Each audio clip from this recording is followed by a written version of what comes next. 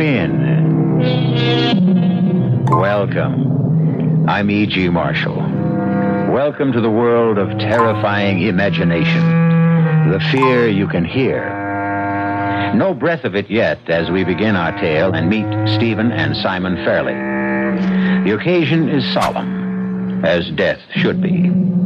But all else for these identical twins is a wild sense of freedom and expectation, with no hint of the dark disasters already forming as they listen to the words of their father's last bequests. And that the whole of my estate shall be disposed of as follows. To Stephen Fairley, my firstborn son, I leave all my worldly goods in entirety. Well, thanks a hunk for nothing, dear old Dad. There is a clause that refers to you, Simon. Then let's hear it. To my second-born, Simon, I leave only advice. Mend your ways.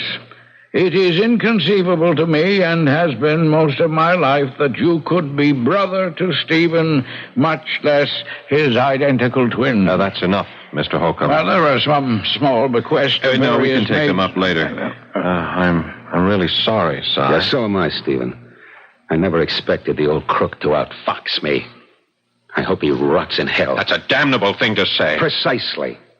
Since this family long ago decided I'm the devil's own, why shouldn't I be his advocate? Or apostate? To hell with us all, Stephen. And may I be the last to join you.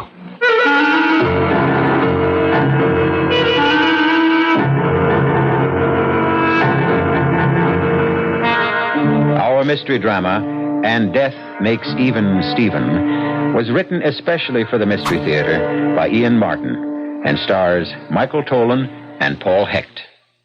It is sponsored in part by Contact, the 12-hour allergy capsule, and new sugar-free diet 7-Up.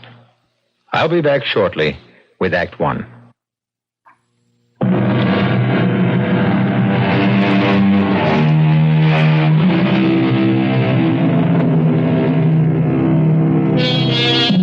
It was true of the Fairley twins.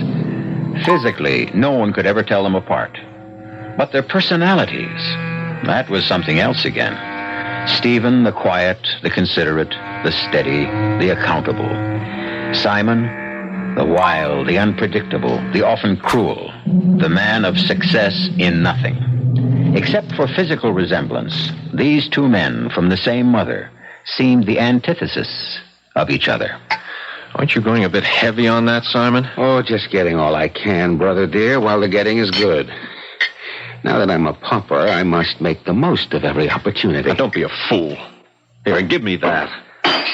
Oh, such a waste. But then you can afford it. You've had enough today. Besides, I must talk to you. Oh, you mean there may be a chance that I am not to be cast out and told never to darken the door again? Knock it off, Simon. I got to talk to you, seriously. And for Pete's sake, sit down. No, I think I prefer to face the coup de grace, standing, back to the wall, unblindfolded and unafraid. Well, suit yourself, but quit clowning and stay away from the booze. Okay, Stevie, forgive me. It was just Dad's will. I know he didn't exactly approve of me, but wow. Finding out how much really threw me for a loop. It isn't as bad as it seems. There was a letter to me.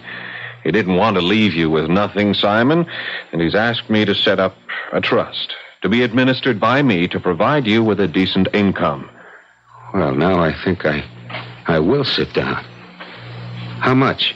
The trust or the income? No, the money in the pocket, my 1 hour older brother. That's what I get while you're alive, right? Yes, $1,000 a month, tax-free. 12,000 shimmering simoleons a year. That's a generous bequest from a man who could have bought Rhode Island and still have had enough left over to cut the national debt in half. Well, what would you have expected him to do? What he should have done, considering who we are. What? Cut the estate right down the middle. Left us each a half. You know why he'd never have done that. Oh, yes, only too damn well. I was 10 before I was old enough to latch onto the truth. Why, you were always the favorite. No, favorite isn't even the word. You know he always blamed me for Mother's death. He hated me. That isn't true. Then why do you suppose... The shoe was somehow on the other foot. Your whole life, Si. Expelled from school after school, the girls, the car accidents, robberies, beating up women, all the things he had to cover for you. Yes, to save the precious Fairley name. All the things I did to get his attention. To have him treat me like a human being instead of a murderer. You've been drinking too much. Oh, no, Stevie boy. This is Simon Cold sober. Simple Simon, who couldn't have his only parents' love, so he didn't know any better thing to do than to reach out any way to get him to even notice We spent most of our lives in boarding schools. Do you think he offered me so much Yeah, more? only the whole ball of wax. I was talking of love. That's a word with no meaning in this house. Even between us. What do we really know about each other? Except as children, we've been separated most of the time. And I always managed to get the short end. Who was drafted while you and Dad lived at home and you joined the business while I crawled on my belly with the VC trying to do what my father didn't have the nerve to do? Get rid of me. None of that was my fault. No. But Becky was something else again. You were missing in action. Reported killed. It was over 2 years, Si. I loved Becky, too, and she turned to me. Yeah, too bad I returned before the marriage had taken place. Still, in my condition then, it was hard to think of us as identical twins. 40 pounds difference in weight made quite a difference, huh? So she stuck with you, and you won, as always. Which brings us back to the immediate problem. Are you ready to cut the estate right down the middle and give me half? Don't be ridiculous. But you are the brother who is all love. The money isn't dollars and cents, Simon. It's the shipping business, the holding company, the import-export exchange, 100 interlocking parts. All right, then buy me off. $1 million, a couple of million, out of those nice, anonymous, numbered Swiss bank accounts. And then you can do what my father longed his whole life to do. Forget I ever existed. Or that I still do. No way. Now, in 3 to 5 years, you'd blow it all on women and every grifter who got next to you with his get-rich-quick scheme. No. Father was right. I may have found him hard to love. Oh, you worked hard enough to toady your way into his affections. Perhaps I was sorry for him. Who is to say which of us caused Mother most harm, caused her to die in childbirth? Past history. Oh, no, there are only 2 of us. Come on, Si, won't you accept Dad's suggestion and warn him in some decency? $12,000 a year? I can't live on that. It's free and clear. You have the house to live in, food, no living expenses. All right, suppose I accept. We'll make it all legal. The trust can revert to you, if you will, by your 35th birthday. And Becky? She's already made her choice. But what?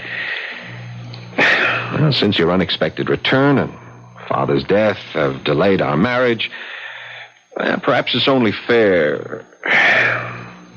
Look, there's no way I can prevent you seeing her again, and now that you're back to yourself physically, I suppose you ought to. You know our engagement party is a week from tomorrow, but she won't be back from New York till then. In spite of Father's death, we've decided not to call it off. You're invited. And if you think you can replace me as the prospective groom, what can I do to prevent you? But as far as Becky is concerned, if you hurt her in any way, twin brother or not, I'll kill you. Oh, now I must see about the funeral arrangements.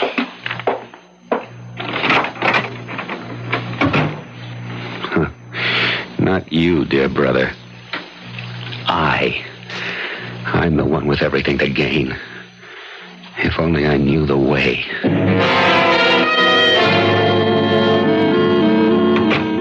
Steve, why are you so late? Would you believe a flat tire tonight of all nights? And Becky, well, it doesn't matter now that you're here. But you've got to help me, darling. We're going to have to make a decision. About what? Kiss me first. I don't need any invitation for that. You've never kissed me like that before. There's never been an occasion quite like this. But it looks as though it isn't going to be the occasion we planned it to be. What does that mean? It's Father. You know how uptight he can get over nothing. Nobody better. I grew up with one of my own. I never heard you talk like that about your father before. Oh, I just meant the generation gap. Well, maybe that's what it is with Father. He's just laid it out flat. No engagement tonight, no announcement, nothing. Then what's the party supposed to be for? It isn't even a party anymore. It's a sort of memorial service for his old friend. He said it would be an insult to Justin's memory to have gaiety and fun so soon after his funeral. But I want us to be engaged. I don't want to wait. Look, I have an even better idea. What? Let's you and me slip out right now. Forget the engagement and get married. But how? We have no license or... Look, we're less than 20 miles from a state where all we need is the fee and 2 witnesses. Oh, you really bowl me over, Stephen. And that's more the kind of thing Simon would do. Well, Simon was a bit of a whack, I guess. Simon was a lot worse than that. There are things I could tell you about your brother that... Well, that's past history. How is he now? The very picture of health. It's unbelievable. When he got back from prison camp, I could hardly recognize him. He'd had a rough time. I know. And that's why I was so ashamed of myself for... For what? Don't tell this to anyone, Steve. But I always used to be so scared after Simon and I had broken off and it was you and me. Scared of what? Just hold me. You're so uncannily alike. Even I, who know you both so well, was scared I might not be able to tell the difference. Oh, darling, what a terrible thing to have to say or even think. Don't think it. Put it out of your thoughts. I can't. It's eerie, terrifying to even consider I could ever mistake my kind, gentle, loving Stephen for that wild, brutal twin who would have destroyed us. Shh, darling. Don't look back. Kiss me, and then let's take off together. Oh, Steve, I can't. Not with the guests Then kiss here. me. No, not with... I said kiss me. Damn. You're not Stephen. Stephen would never... Stephen.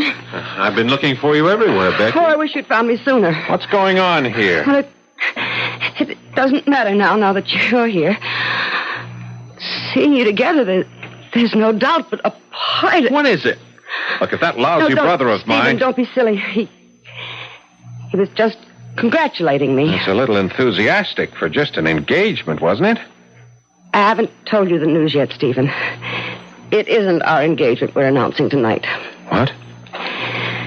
It's our wedding, and as soon as possible, unless you object. No, of course not, but your father... You leave him to me. I'll arrange everything. You lead, I'll follow. When's the day? Just as fast as we can get the license. Like day after tomorrow, or the one after that at the latest.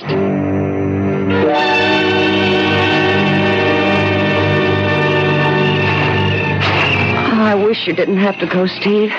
We should have been the party tail enders. I gotta get Simon home. He's practically out cold. Yeah. Come on, Simon. Come on, get in. Yeah, no, the driver's seat. You're in no condition to drive. Well, you're a lousy driver. I'm better at the wheel than you, drunk or sober. Oh, would you get in the car? Yeah. He's out cold. I hope someone's up to help lug him up to bed. Well, good night, darling. Good night. Drive carefully. There's a fog coming up. Yeah, I will. Goodbye, my almost wife. Goodbye, my almost husband.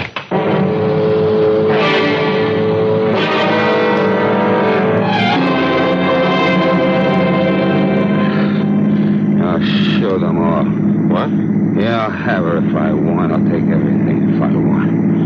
You can't do it to me. Well, just shut up, Simon, will you? Just go back to sleep. Huh? Hey, the VC got a roadblock, Lieutenant. Huh? Yeah, I feel it in my bones right around the next bend. To stop the convoy. I want to stop the... Oh! Steve. Where are we? It's all right. Take it easy, Simon. We're just on the way home. How come I'm not driving? Because you passed out. Well, the road. Where's the road? We're off the road. Cut it out, you fool. It's just fog. No, off the road. Back to the left. Would you let go of the wheel? Back to the left. Get a full still. You gotta go left. We're going right into the ditch. Will you let go? The train!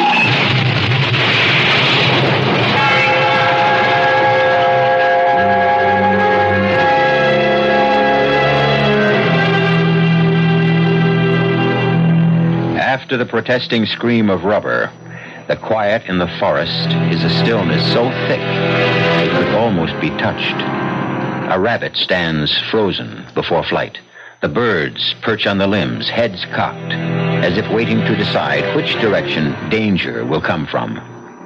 The only thing moving now is one of the twins, climbing from the twisted wreck. But which one? I'll return shortly with Act 2.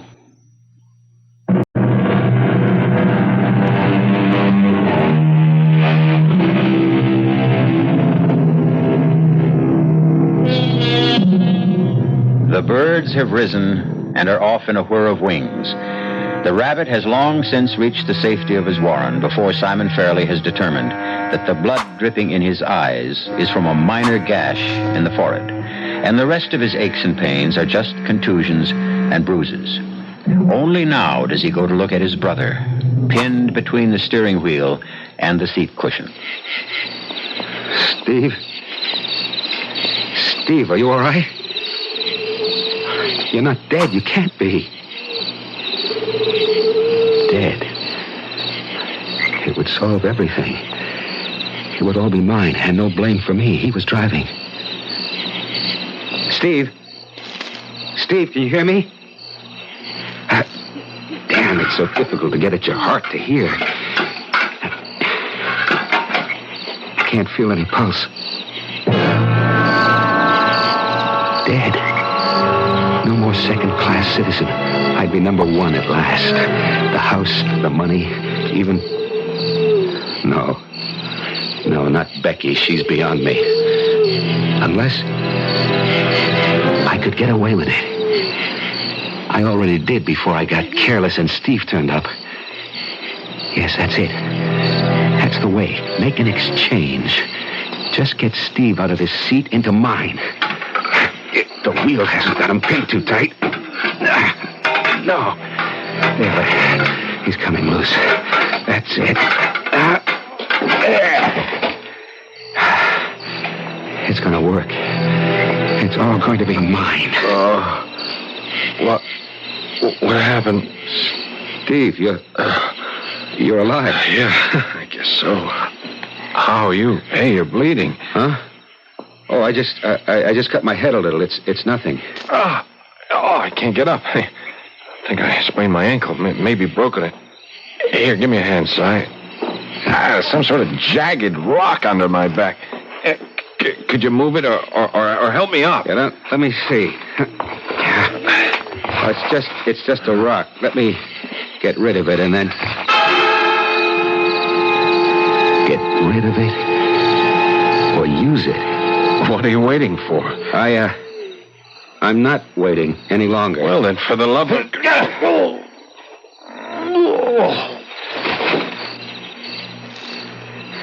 This time, you are dead. But not Stephen. Simon. No time to wait around. There's plenty to do before someone finds you. Go around and break the windshield. No, not from the outside. The inside. Now, get Steve into my seat and get into the driver's seat till someone finds me.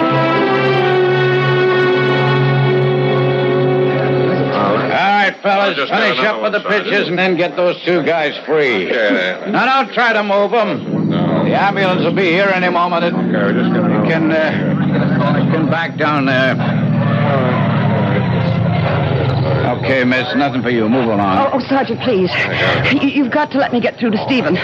Stephen who? Stephen Fairley. I heard about the accident. You know Stephen Fairley? We're going to be married next week. Okay, cut your motor. Come on out.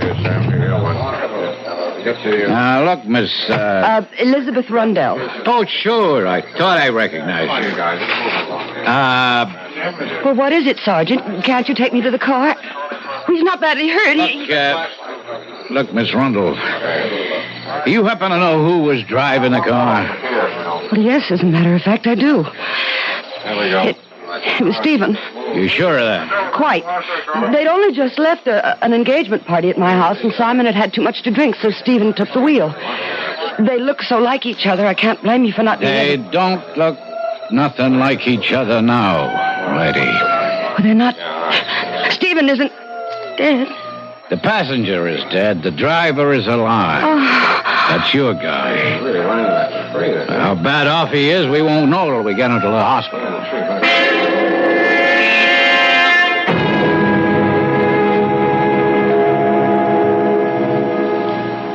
Nurse?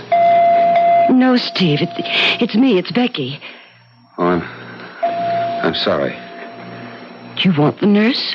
No, it's just this bandage. It's half over my eyes.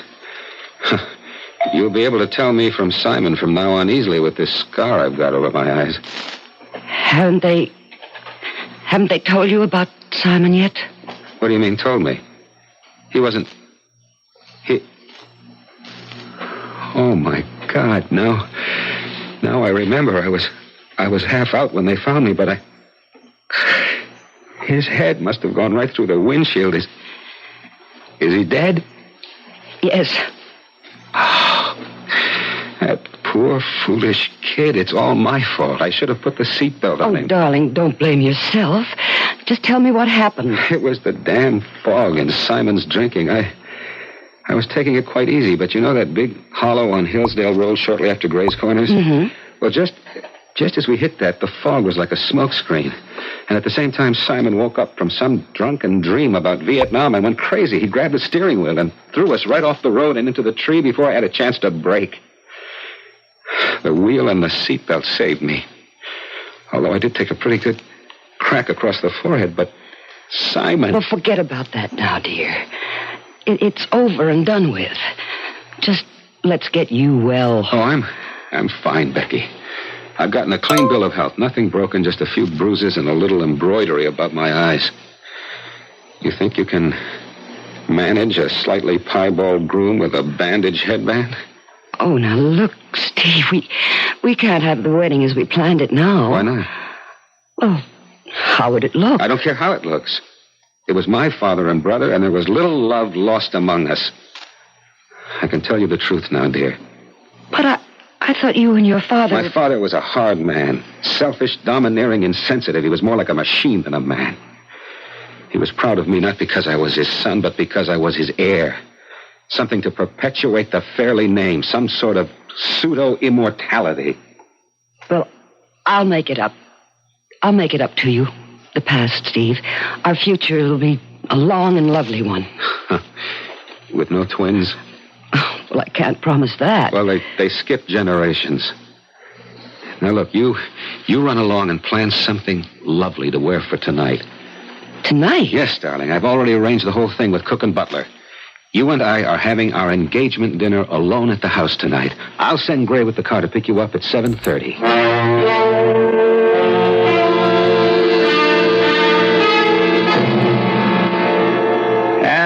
Please forgive me for troubling you with affairs of state, so to speak, the very day you're out of the hospital. That's all right, Mr. Holcomb, but I am a little short of time. Yes, of course, by all means. Now, what I need is a number of signatures from you. Signatures? No, just some legal papers and certain certified checks which can't wait. Damn. Well, look, you'll have to give me a day or so until they can take the bandage off this right hand of mine. I can't sign anything until they do. Oh, my apologies, of course. I hadn't realized, of course, everything can be delayed. Except for one thing. What? Well, there's a piece of correspondence I don't quite understand. Apparently some sort of a private deal between you and Pesin Joglu and Company. Who? Pesin Joglu and Company, a Turkish import-export firm with whom we have some dealings. You know, Persian rugs, tabourets, ancient jewelry, inlaid cabinets, silk screens, objects of many descriptions. Yes. But I don't know what consignment this letter, opened by mistake after your father's death, refers to. Well, damn this forehead bandage. You, read it to me. Oh, yes, very well. Omitting the formal address, it reads, Dear Stephanos, we are still awaiting payment consignment YB382-7. We are informed that delivery has been received. Unless your check for $48,000 or equivalent reaches us within the week, we will be forced to take action against you. We know this must only be an oversight. Yours sincerely, Demetrius Joe. Well, why don't you just pay it? Oh, Mr. Faraday, no one else in the company knows anything about this consignment, except you. Me? Oh, well, of course. Look, it's a perfectly normal deal. Just pay him the money. Oh, a check that size would have to be countersigned by you, sir, and with your hand. Well, by tomorrow, I may be able to manage. Have we time? Oh, according to the letter, to the end of the week or beginning of next. I don't think it's that important. All that puzzles me is the nature of such an expensive secret and, shall we say, a personal consignment. I don't think I have to account to you for that. Oh, not to me, but eventually when the books are... If you must know, it was a wedding present for my wife. Wife-to-be, that is. It was my father's idea. A necklace. Apparently he got sick before he issued the check. Is there any reason why I can't close this matter? Oh, no, not at all. Everything is yours now, Stephen, eh? Well, now, I mustn't delay you. You will be postponing the wedding this Saturday, I suppose. No. Well, but there's scarcely time for your brother's funeral. It was Simon's desire to be cremated. It's already been done. There will be no funeral. Ah, I see. Perhaps you're right, Stephen. There's been enough sorrow for you in the past few days. You have a right to some happiness. That briefcase is very heavy. I'll carry it to your car for you. Well, perhaps it's better I leave it here. Then you can sign at your leisure. Good idea. And now, Now, of course, I must be off. Well, I expect you'll be taking a honeymoon, you and Becky. So we won't be seeing you at the office for quite a while. No, not for quite a while. Here you are, Mr. Holcomb. Let me help you in. Thank you. Now, call me as soon as you're ready with those signatures. The signature. I've got to get up to Steve's room and start learning to copy it. And what the devil is that business with the clerk? I've got to get away from here fast. There are too many things I don't know about Steve. Everything's working too well to make any mistakes now. I guess I have time to go through Steve's desk before I have to get dressed. Damn, it's locked. Naturally, Simon. Among your other unpleasant characteristics, you've always been a sneaky little snoop. Steve! Not exactly in the flesh, of course, thanks to you, but Steve just the same. We're something rather special, you and I. Even though you've somewhat altered my appearance, I am still your twin.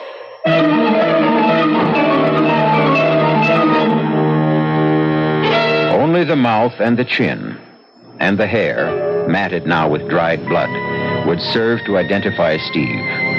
The rest of the face is a horror of torn flesh and the white shards of shattered bone, out of which wreckage stares the one uninjured eye, boring with deadly intensity into the terrified face of the man who was once his image. I'll return shortly with Act 3. This is WBBM Chicago News Radio 78.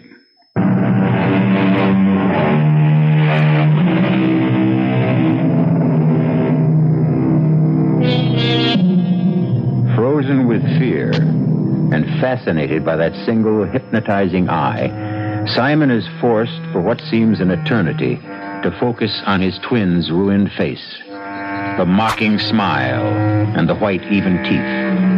A ghastly contrast which multiplies the horror of the broken skull above them.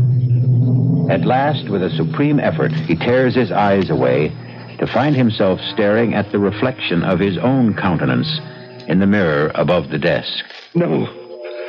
Oh, God, no. Don't cover your face, little brother.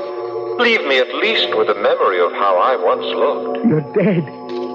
cremated. You can't be here. As I said, not in the flesh, but we are hatched from the same egg, Simon. You can't get rid of me so easily. I shall always be with you, in spirit, shall we say? No. No, leave me alone. I will. When it serves me. Or you. Steve, I didn't mean to. Of course you did. I might possibly have done the same if our positions had been reversed. What? You have a lot to learn about me, little brother, which you would have in time. To avoid breaking open my desk, let me offer you the key. Steve, I can't rummage through your things now. The key? Take it. Why not?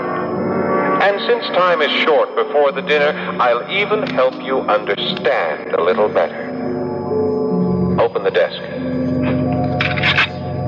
Yeah, the left-hand pigeonholes are a false front. No, here, let me. There are all my secrets. Now, while you read them, I'll tell you about the most important items. But why are you helping me? Because I want you quite as thoroughly damned as I am. I'll make it brief, as you read. Now, Demetrios is in the drug business. For years, I have used Father's impeccably accredited import firm to cover for deliveries. You in drugs? You'll find the evidence in the papers you're leafing through.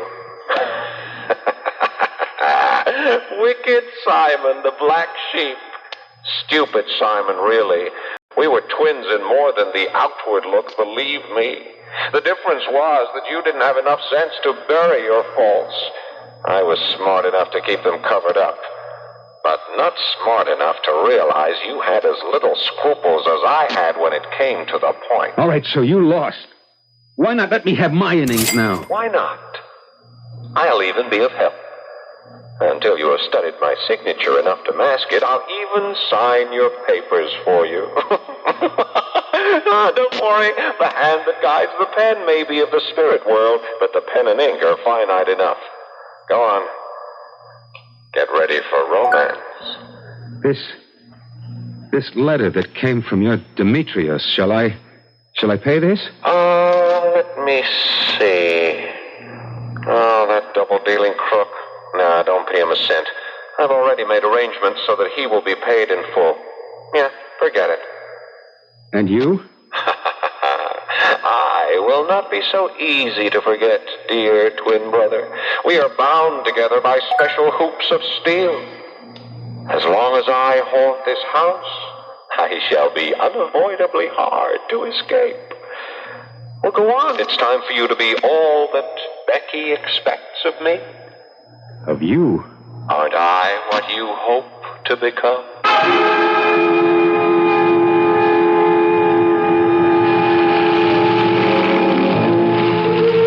It's really too hot for a fire, but I couldn't resist it. I'd find it irresistibly romantic, even if I were bathed in sweat, which I'm not.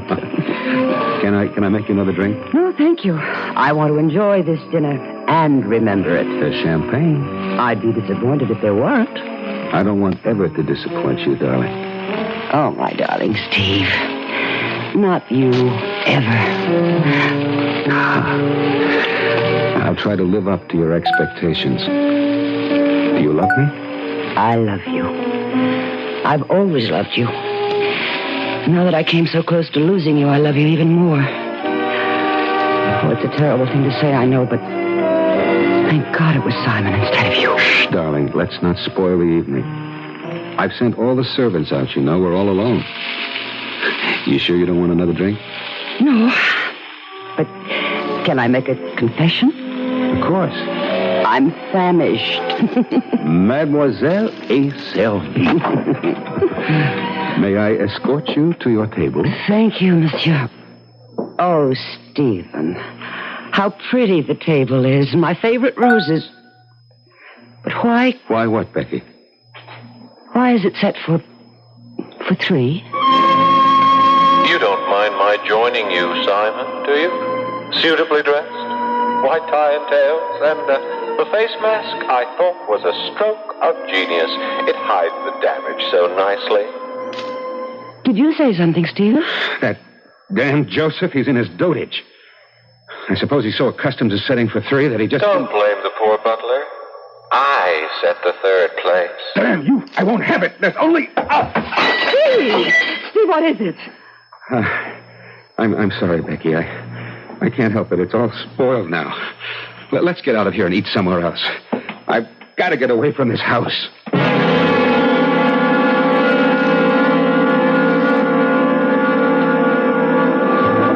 Steve, you're not eating a thing. I'm sorry, Becky. I know it must seem foolish to you, but that extra chair set for our dinner, it threw me.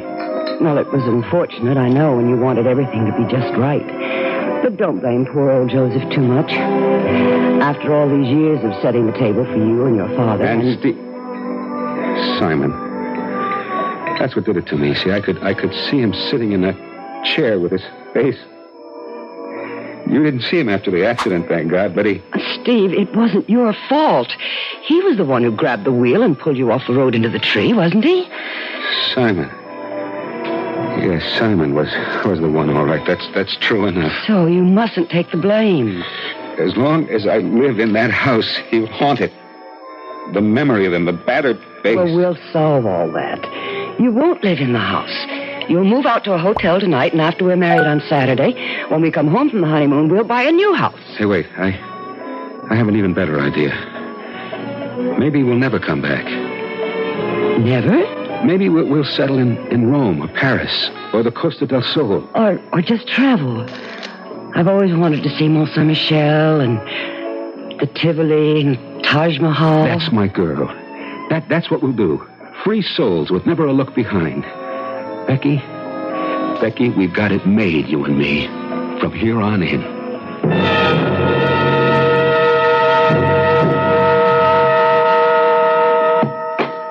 Off for the honeymoon, huh? Oh, God. You again. Always, my dear twin. We're prisoners in the same jail. What does that mean? This house. Well, I know you think you're escaping it for a while, but that's only temporary. Take it from me. Becky and I are off for a honeymoon. Of course. Not till Saturday, though. Does seem a little early to be packing. Might as well start sometime. And you seem to be planning to take quite a wardrobe. Well, on a ship, there's plenty of room. Plenty of distance between here and there. What do you mean, there? Oh, wherever. What were they, Rome? Paris, Mont Saint-Michel, the Taj Mahal, the very poetic one. Damn you. Do you know everything? One of the few advantages of being a ghost. And you can go everywhere? No, there are limitations. No, I'm tied to this house. And you're welcome to it. Thank you, Simon. Or should I call you Stephen? Oh, it's so confusing since you switched identities. Which, by the by, reminds me, while you were dining and making all your escape plans, I signed all the papers old lawyer Holcomb left, so you are free to go. I suppose I should say thank you. Call it my wedding gift. What about the check for that Demetrius or whatever his name was? Oh, forget about that. That was a private deal. He doesn't need your check. Other arrangements have been made to satisfy that debt, believe me. So, this, as the word goes, is goodbye. Yes. I'm sorry I won't be able to attend the wedding and give the bride away. I never intend to come near this house again. Pity. I'm afraid you're going to be disappointed.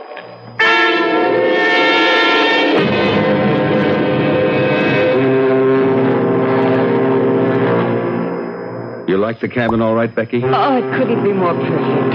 How about your new husband? Ditto. Well, just keep feeling that way. Darling, you'll have to excuse me for a minute. Why? Oh, I don't know. The assistant purser just told me someone from the office needs an okay or something before we sail. He doesn't have a pass, so they wouldn't let him aboard. I'll be back in 10 minutes. What, don't miss getting back on the boat. Don't you worry. It took me long enough to catch it.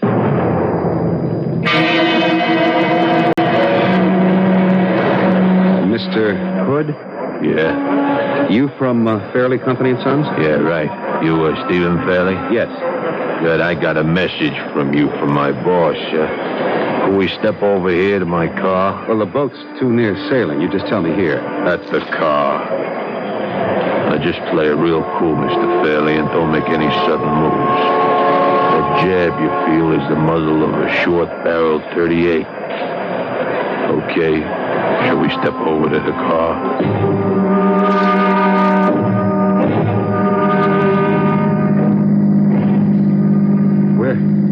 Where are you taking me?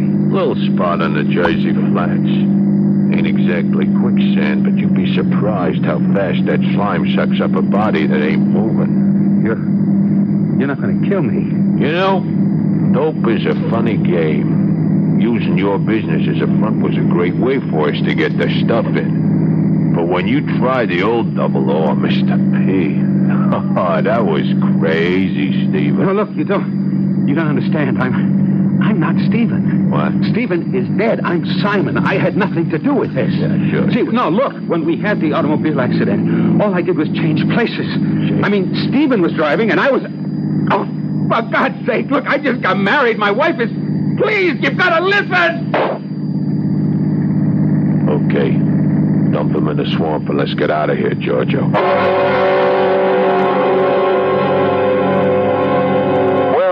Here we are, Simon. Back home again. Table set for two this time. That's all there is. The rest are gone. Just you and me. Oh, I know how it feels. But you might as well face it. Eternity is such a long time. And since we were twins, it seemed a shame Simon was alive and Stephen dead. This way, I'm still dead. But even Stephen.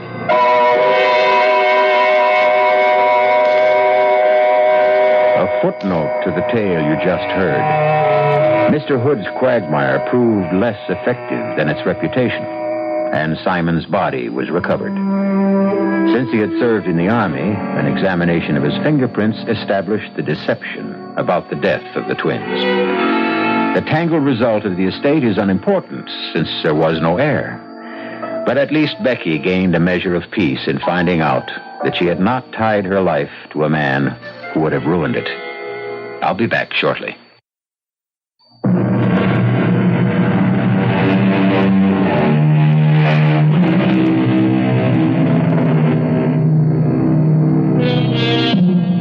Whenever the dead try to control the living, the seeds of disaster are sown. At the beginning of our tale, Justine Fairley lay in his bed, whitened with the wax of death, his stubborn mind at peace with the thought that he had settled the future of his twin sons. Sic transit gloria mundi, so passed the triumphs of this world. He could no more control the accident of their birth than he could their deaths. Our cast included Michael Tolan, Paul Hecht, Joan Lovejoy, and Ian Martin. The entire production was under the direction of Hyman Brown. Now, a preview of our next tale. I thought that since I'm a married woman, now we just have to get used to a different kind of relationship. Uh-huh. You can tell when I'm lying. I can tell when you're lying. Otis broke his promise, didn't he? What promise? His promise never to paint your picture. Well, how can you say that? Why don't I ask you? You can't ask him. He isn't home. All right, I'll wait. But he may be gone all day. Who rang the bell just before? Oh. Hi, Bert. How are you? Just fine. Just fine. You've been painting, I see. Anyone I know? Well, I haven't been painting exactly. I've been cleaning brushes, things like that. You know, chores. Why don't we go inside and see? Bert, if you walk into that studio, I'll never talk to you again as long as I live. If I don't walk into that studio, you'll be dead in a month. Radio Mystery Theater was sponsored in part by Buick Motor Division and Anheuser-Busch Incorporated, brewers of Budweiser. This is E.G. Marshall inviting you to return to our Mystery Theater for another adventure in the macabre. Until next time, pleasant dreams.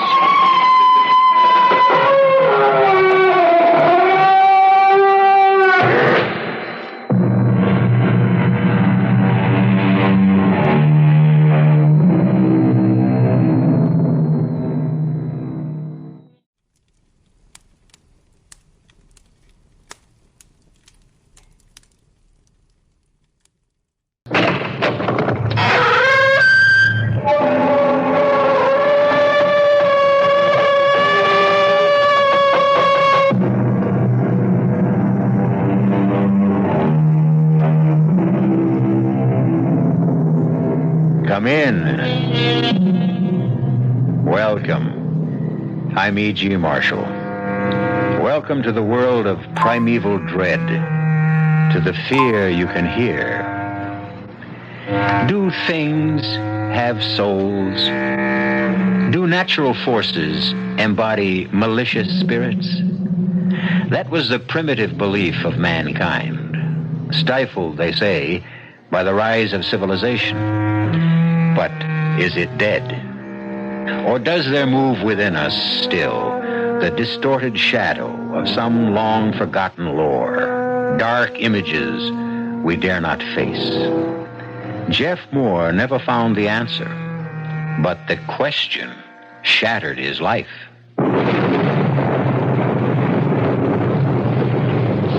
Stop. You devil, Chindi. I defy you. You called me and I'm here, Chindi. I'm here. I defy you. No! Jeff, don't wake up. What? It's a dream. You're having a nightmare. Oh, Wake up. Katie, that terrible dream again. Dolly, relax. Shh. Just a storm. The horse again. The horse galloping toward me. The rider wrapped in a long black shroud. When he turned his face to me, it was a mass of melting flesh. It was the face of the man we buried out there in the sand. Katie.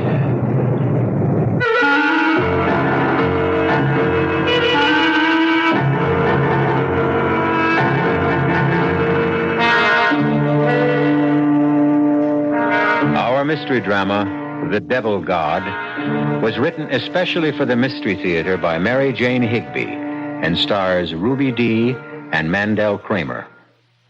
It is sponsored in part by Buick Motor Division and Anheuser-Busch Incorporated, brewers of Budweiser.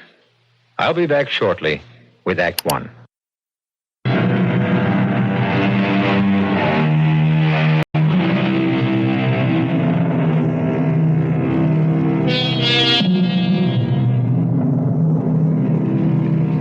The main character of our drama tonight will never appear. I think you will feel his presence, however, as thousands have felt it through the long centuries that brought us out of the prehistoric cave to the place where we now stand. As Jeff and Katie Moore, a young couple from New England, felt it among the stark cliffs of the Southwest. But let Katie tell you about it. That storm last night shook this old house like a terrier shaking a rat. I lay trembling in my bed while it crashed its way towards us, then burst in a roar overhead. Oh, please help me. Jeff started screaming in his sleep. Help me, please. The way he does nowadays. Help me. And I ran in to comfort help him. me. Please help me. Jeff, darling, wake up. It's just a storm. It's the horse again. The horse galloping toward me, the rider wrapped in a long black shroud. Suddenly he turned his face to me, and it was a mass of melting flesh, the face of the man we buried out there in the sand. Oh, Katie. It's all right, dear. You'll be all right. Katie, am I ever going to get over this? Funny thing about a vicious storm, how innocent and clean the world looks afterward. In the morning, the air was so shimmering clear that for a moment I thought I was back in Antelope Valley that day I first saw it nestling in the desert mountains. I didn't know then the terror hidden in those hills. I wish I had known. Dear God, how I wish I had known. Sorry about the shape this road's in, folks. This is a road? Are we on our own property yet, Mr. Purdy? It will be as soon as we cross the little Yaqui River. It's only 20 miles or so to the house from there. Mm-hmm. Your uncle left you a fine ranch. You're going to be mighty happy when you see what you've got. I'll be mighty happy if I've still got my teeth. It's awfully nice of you to bring us all the way out here. Well, couldn't let you come out alone the first time. You being strangers to this part of the country and all. Now, when we get to the top of this rise, you're going to see a grade A job of government bungling. A few months ago, they sent out some fancy Eastern engineers. First thing they did was pull out the bridge that was here and move it 10 miles downriver. Never stopped to find out there was a house 20 miles back, and this bridge was the only access. Oh, dear. Well, what do we do? The Jeep won't make it through the gully. Yeah. At least I think it will. I better walk down first, though, to make sure. Shall I come with you? No. No use both of us getting our feet wet. Well, I can see why he said we'd never make it in our own car. Honey, when I think of your uncle sinking all of his money in this God-forsaken country... God-forsaken? Why, it's beautiful. Come on, darling, you've seen too many John Wayne movies. It's valuable land. I know. And I'm lucky. I married a beautiful woman who turned out to be an heiress. I'm glad we didn't know my Uncle Bush was making me his heir. I'd have thought you were marrying me for my vast holdings. And I just hope that among the vast holdings, he left a bottle of scotch. Because I'm going to need it if Joe Purdy manages to get us across these craters of the moon. Well, okay. I just wanted to be sure that there was no quicksand. We're really going down into that ravine. Yep. Here we go. Ooh, it's awfully steep, isn't it? Oh, boy. Well, made it. Shook up. Sorry, folks. Well, that's the little Yaqui River. River? There wasn't a quart of water in it. No, not now. But don't you ever try what I just did. Come a flash flood, and it'll be a wall of water rushing down. I've seen little jackrabbits caught in it, even rattlesnakes. That's why your uncle was so mad about that bridge. You can't get to your land from the new one without scaling the cliff. What? Mr. Purdy, wait a minute now. Are you saying that once you leave us, we're completely cut off, trapped? Oh, no. The ranch hands can always get you out. Kenneth, he's your foreman. He talks English real good. Well, what do the others talk? Their own language. They're Indians. Indians? Why didn't anybody tell us all this? Well, now, I wouldn't worry. Well, your uncle had the best ranch hands in the state. That's why Antelope Valley's such a fine money-making outfit. well, now, Jeff, don't borrow trouble. Wait till we get there, see what it's like. I know what it's like. Flash floods, quicksand, rattlesnakes, and 6 feet of snow. Katie, we're moving into a trap.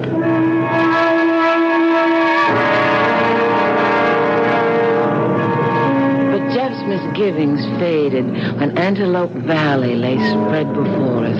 The long white L-shaped house, half hidden in cottonwood trees and bordered by bright flowers. And winding in the distance, the gully that marked the upper course of the little Yaqui. Some Indians were standing around the corral. I waved, but they only stared back. And here we are, folks.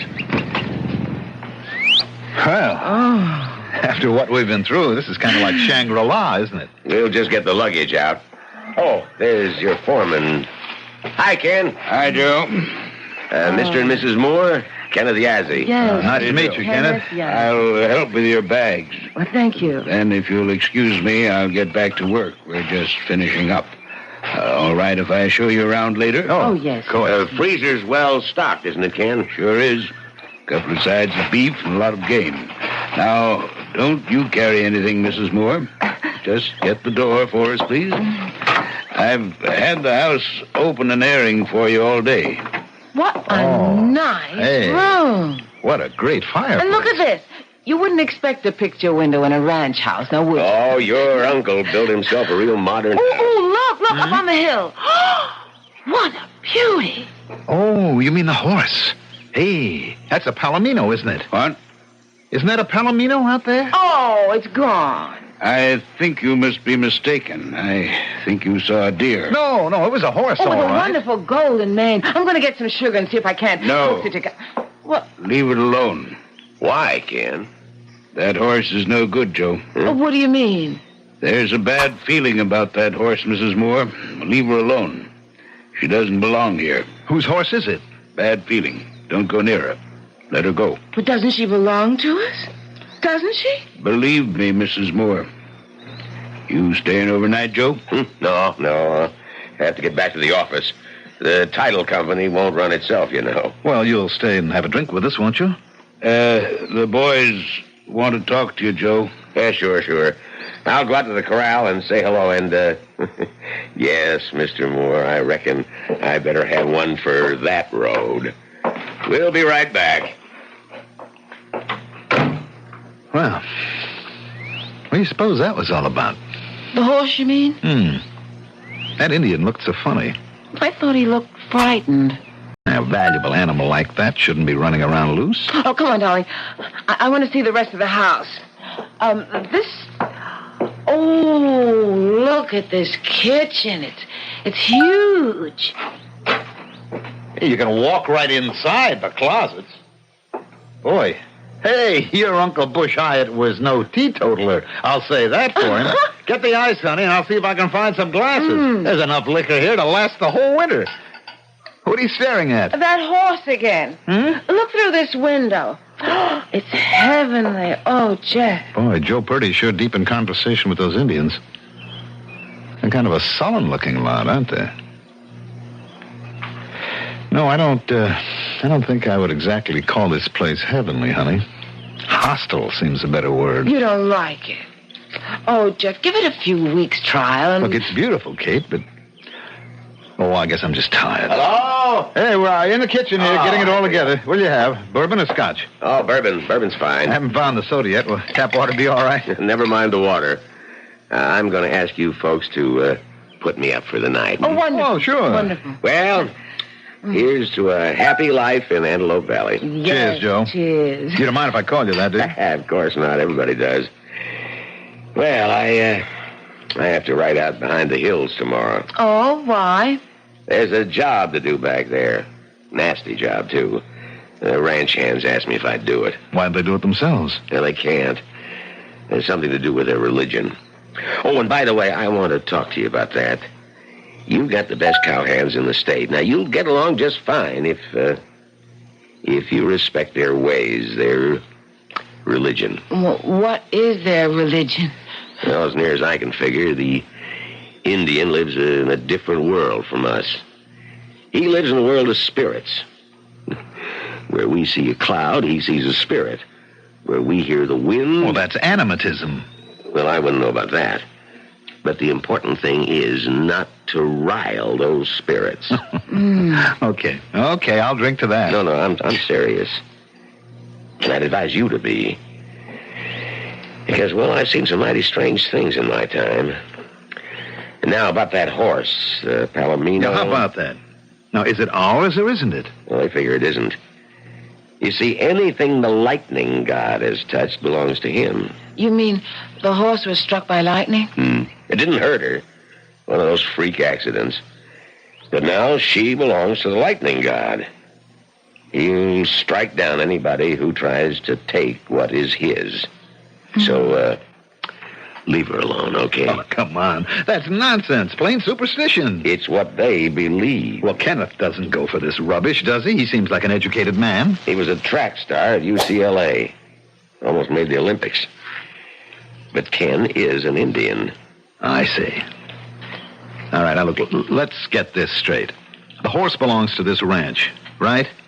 And it's a valuable animal, isn't it? I reckon so. Now, you're saying that I can't keep her, can't even sell her because of some whammy that somebody's put on her? I'm saying you won't go near that horse if you know what's good for you. But that's crazy. Now, don't be so sure. Well, you don't believe this drivel, do you? I don't believe it, and I don't not believe it. Well, that horse is going back into the barn. It's ours, and I'm keeping it. You take that attitude, and you'll be in trouble. Bad trouble. That is superstition right out of the Dark Ages. Older than that, I reckon. But it's their belief. And this would be one hell of a time to try to talk them out of it. They've got a dead man lying back in the hills to prove it. A dead man? If you're so cocksure about these things, ride out with me tomorrow when I go bury him.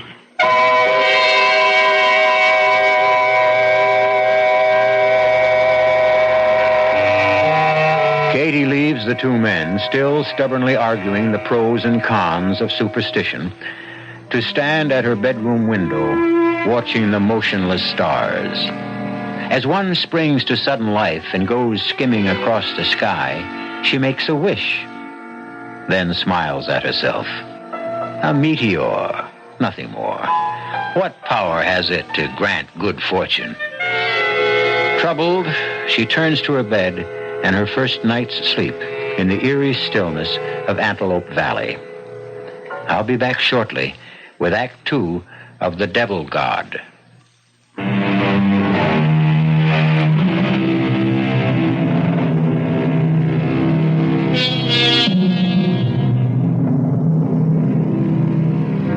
A profound stillness has settled over the remote ranch, broken only by the occasional howl of a coyote. In spite of her uneasiness about the gruesome task her city-bred husband has agreed to undertake with Joe Purdy, Katie Moore has fallen into a deep sleep. She awakes with a start. Someone is moving about the room. Jeff? Oh, I didn't mean to wake you, honey. I'm sorry. Oh, it's still dark. It sure is. When Joe Purdy says early, he means it. I'll get you breakfast. No. We've had breakfast. Don't get up. Katie, do you know where that blue cotton shirt of mine is? I think I put it... Oh, yes. Second drawer down. Okay, now. So how's the girl of the Golden West? Did you hear anything? No. Like what? I thought I heard hoofbeats. Toss me my dressing gown, will you? Whew, it's chilly, isn't it? Yes, there she is again. The Palomino. Oh, poor thing. Probably hungry. You know, Katie, this whole setup seems fishy. You mean about the horse? The whole situation on this ranch. After you went to bed last night, I found out the name of this guy that we're going to bury. Little Gambler. And whose father do you think he is? Kenneth Yazzi's father? That's right, our college graduates. Now, superstition or no superstition, you don't leave your father lying out where the buzzards and coyotes can get at him. Ooh, Jeff, don't. I'm sorry, honey, but I tell you, I won't be surprised if we find him shot through the head or stabbed in the back. If we can tell from what's left of him. There's something phony going on. I'm not sure Joe isn't part of it. Oh, no, Jeff. Well, you take this guy's name, Little Gambler. Now, honey, you know that horse is worth a lot of money. You think there was a fight over the horse? I don't know. And I sure don't go for all this mumbo-jumbo about lightning gods and rainbow gods and spirits of death. It's too easy an out. Can you see, is that horse still there? Uh-huh. Poor thing, it needs a good currying. As soon as I'm dressed, I'm going out and putting it into the barn. And Katie, you see that it stays there. The sun was beginning to rise as I watched wiry Joe Purdy and my cheerful blonde husband ride out of sight. I turned to unpacking and settling into my new home. Just after midday, a sudden commotion drew me out into the yard. The barn door was open, and in the dark interior, a golden mane flashed through the air as the Palomino reared suddenly. I could make out two shadowy figures behind her. No, stop! Stop! Don't drive her out! Stop that! My husband put the horse in the barn. She's to stay there. Now, don't let her out. Doesn't either of you speak English? Something wrong, Mrs. Moore? Yes. My husband put the Palomino in the barn this morning, and I caught these men trying to drive her out. I don't think so, Mrs. Moore. Oh, yes, I saw them. The horse is no good. You mean she's vicious? That's absurd. She's as gentle as a lamb. No good for the ranch. She was my uncle's horse, wasn't she? Kenneth, I'm serious about this. We're keeping her. And from now on, I want the boys to take good care of her. They have other work to do. Oh, come on. All this fuss is because she was struck by lightning, isn't it? Let's settle this once and for all. This was my uncle's ranch. Now my husband and I occupy the place that he did. Your uncle understood Indian ways. I understand, too. I know how the ranch hands feel about the lightning god, and I sympathize. But I don't for 1 minute believe in it, and I don't think you do. Mrs. Moore, let the horse go. Otherwise, I cannot be responsible. You don't have to be. Just do as I say. He turned on his heel and left me standing there in the blazing heat. Tears of fury stung my eyes. I watched a buzzard circling in the clear sky. Then the thought of Jeff and the grisly job he had set out to do sent a shiver through me, and I ran back into the cool ranch house. I prowled restlessly from room to room until in my uncle's office I came across a photograph album. A pictorial record of his days as a trader on the Indian reservation. A recent snapshot, not yet pasted in the book, fell out in my lap. On it, my uncle had written, Scheherazade, first prize, Santa Fe, 1972. It was the Palomino. I was so engrossed in the album that I didn't notice the change in the weather. A wind had come up and a door started banging. And I ran to fasten it, and I could see the cottonwoods outside writhing in the wind. A few Indians had gathered near the corral. One of them, taller than the rest, wore a big black hat. He was pointing to the east, where a dark, menacing cloud hung over the hills. I felt stifled. I sat down, gasping for breath, and watched while the ugly thing spread like some monstrous growth across the sky.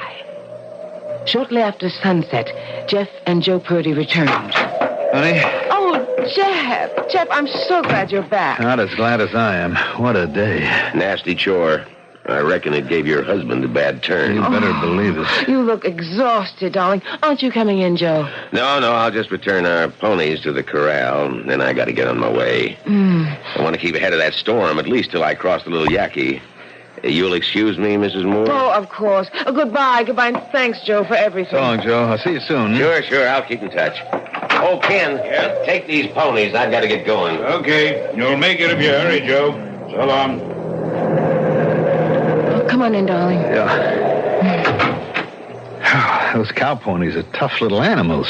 I don't think anything else could have made this trek. It was rugged, huh? You'd never believe it, honey. I'll say this for the lightning god when he sets out to do a job. That bolt must have hit the Indian in the head and spun him right around. His face was like melted. Ooh. Even his moccasins were split. And the funny thing, his blouse was untouched, but the sleeves were gone. Apparently went up in smoke. And the flesh on his arms was peeled to the wrist. Do you think it really was lightning? Oh, no question about it. Freak accident. Strange how often people use that word about lightning, hmm? Freak. Yeah. You have to see it to know why. I mean, it looks deliberate. You know, like two guys are in a boat and one is struck by lightning and killed and the other one isn't touched. You know what I mean? The Indians think it's malicious spirits. Chindi, they call it. Well, it's nonsense, of course, but I tell you, standing alone with Joe out there in the desert, well, it was funny, but it was like I could feel a presence. I kept looking over my shoulder. I told Joe, and he said, "Yep, Chindi. That's the death devil, Chindi." Jeff. Well, look, honey, I was darn glad to get away from there. It's getting dark. That evil presence was... I better put on some more lights. Where's the light switch? By the front door. Oh, yes. Come on in the kitchen, dear. I've got a good, rich beef stew on the stove, and you'll feel better when you've eaten.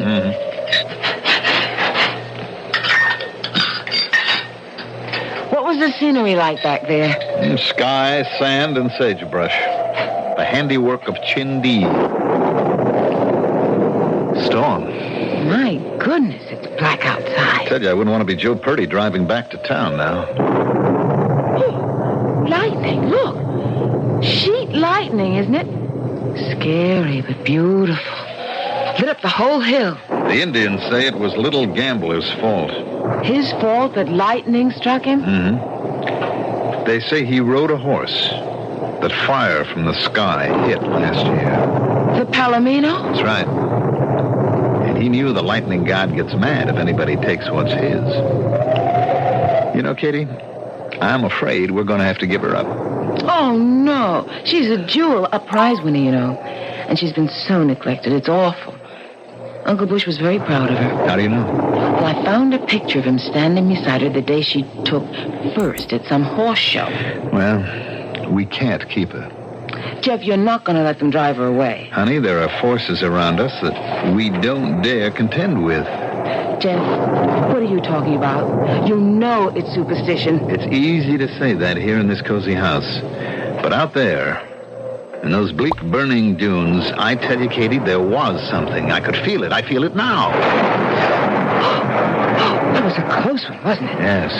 It's not sheep lightning, it's forked lightning. I'm I'm going out and open the barn door. Jeff, you're not in this weather. I won't let you drive her out into this weather. What's the matter with you? You said yourself this is nonsense. It's bringing us trouble, bad trouble. I can feel it coming like a hot wind. You've been out in the hot sun all day, and Joe Purdy has hypnotized you with this rubbish. Joe says the ranch hands will all leave if we try to keep her. Let them. We'll get others. They have good jobs here, and good jobs aren't so easy to get these days. But, honey, this morning I felt the way you do. But damn it all, you haven't seen what I've seen. That Indian looked like he'd been scalped. I know, I saw it. I'm not just talking. Now, we've got to get rid of the horse. Jeff, listen to me, dear. If we give in now, we'll lose all authority. You know, I had an unpleasant scene with Kenneth earlier. He was very rude. We can't start out that way. This taboo, or whatever it is stupid and barbaric, and we're not going to yield to it. Now, I'm going to make some coffee. Stay away from the sink. And that's not superstition. The pipes form a perfect ground for the lightning. You mean I can't even run water for coffee? Not until the worst of the storm is over. Now, it's heading for us right now. Joe was telling me that before lightning strikes, you can sometimes feel an electric charge run through your body. You feel your hairs rise. It's the hand of Chindi. Then you're probably going to be hit, and the only thing to do is drop flat on the ground and pray. Oh, the lights. Oh, hit a power line, I guess. Well, what do we do? Now, just keep calm. Lights will probably go on again. It's awfully dark. Have we got a flashlight? Yeah, but it's in the car back in town. Matches? Not since I quit smoking. Gotta be some candles around here. I saw some this morning. I remember now. I was putting things in the kitchen closet. I know where they are. There must be matches there, too. I'll get them. Let's see now. It's over here past the sink. Yes. Mm-hmm. They're in the back on the third... Katie! Oh, what happened? Oh. Katie, are you all right? Oh. Katie, where are you?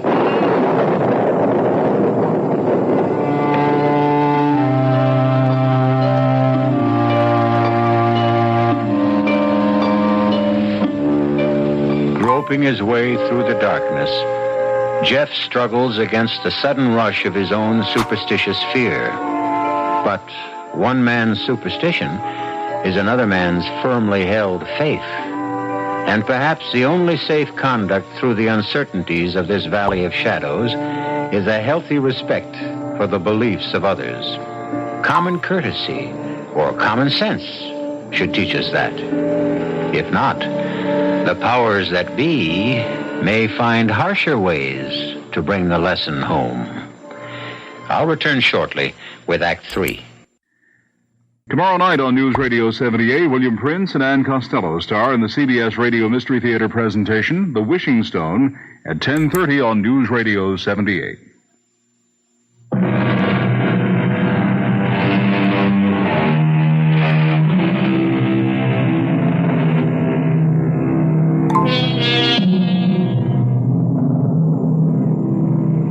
An unfamiliar house, a wrong step, and a headlong plunge into black emptiness.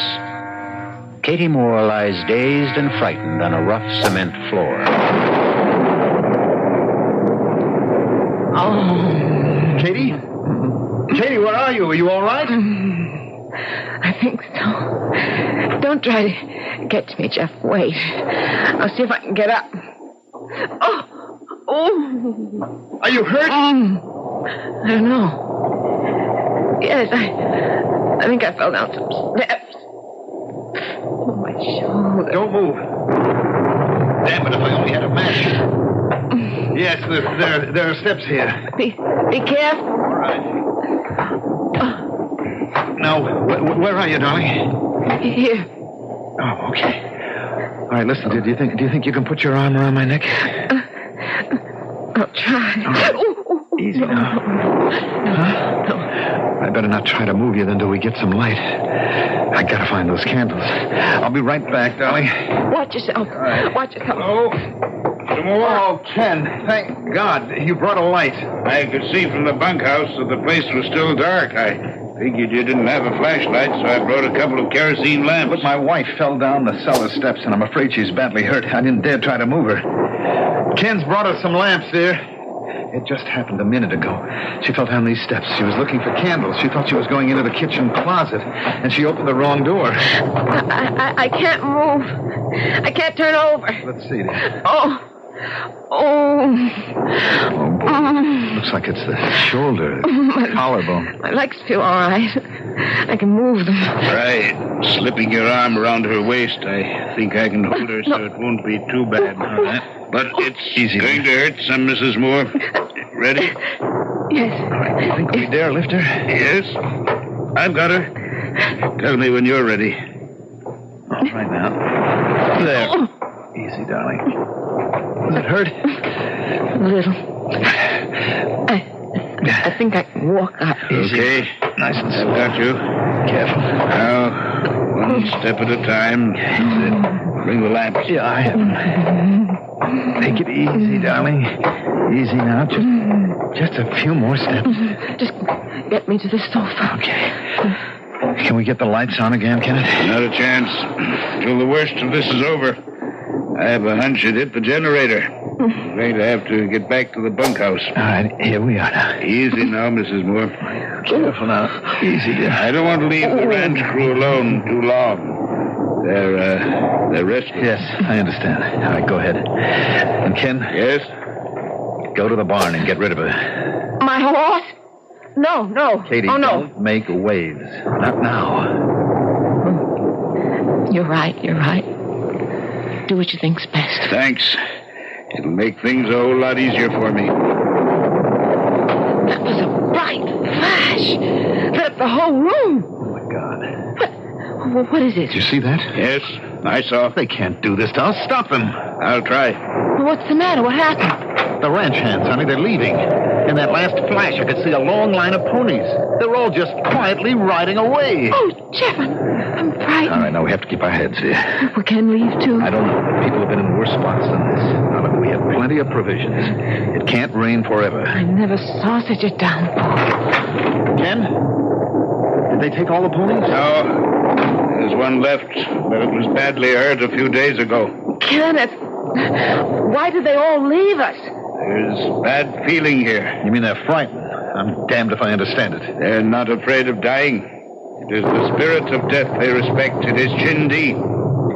Indians are proud before men. They're not proud before their gods. Black Hat is a medicine man. He says Chindi is very angry now. He says tonight Chindi will take all Antelope Valley for his own.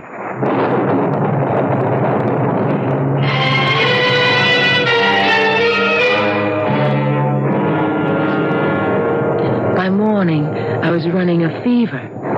It rained for 4 days without let-up. A part of the time I was delirious, so my memories are confused. Try to drink this, dear. I want some orchids. Orchids, please. Honey, it's chicken broth. Try to take a little, huh? Mr. Moore, I'm afraid it's going to flood. A little yucky? There are sandbags in the barn. We've got to make a dike to protect the house. The river doesn't look that high. Remember, there's no vegetation in these hills to hold the water. A sudden downpour runs right off. Flash flood. Come on.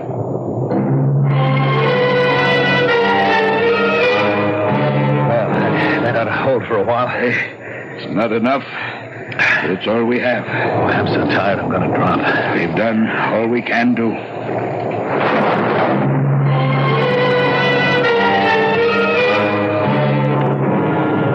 Mr. Moore, we'll have to move to higher ground. When that water hits, the house may go. We can't, man. We can't move Kitty outdoors in her condition. We'll set a tarpaulin tent on the hill. Take blankets. Hurry. It'll come any time now.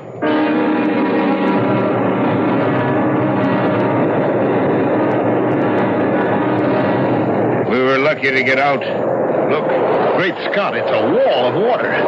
Will the house go? I don't know. Never seen anything like that. It's like a dam at burst. Thank God you got us out of there. Jeff. Yes, Kate? Jeff, where are we? We're in a tent, honey, on the hill back of the house. Stay right here until the worst of the storm is past. Are you warm enough, darling? What? Here's the canteen. Let me lift you up, dear. I'm so weak. Careful, honey. There you are. What's the matter?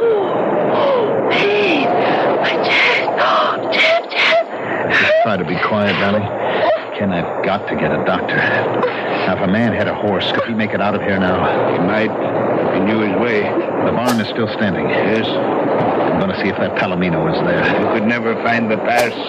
Even in good weather, somebody would have to show you the first time. In a storm like this. Look, I've got to do something. I can't stand by and let my wife die. I'll go out to the barn. No. I don't expect you to touch the horse, Ken. I understand these things better now. But you can see that I must go. First, let's see if the horse is still there. Jack. Yes, dear. I'm cold. Yeah, the blanket has slipped off. Let me wrap it around you. Where's Ken? He went out to the barn a little while ago. I've been dreaming.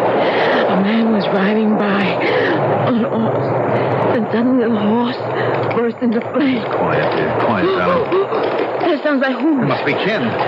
He's taken the Palomino. Ken, no! Ken, I'll go! Ken, come back! Has he deserted us too? No, he's gone for help. Oh, the poor guy. He must be frightened to death on that Palomino.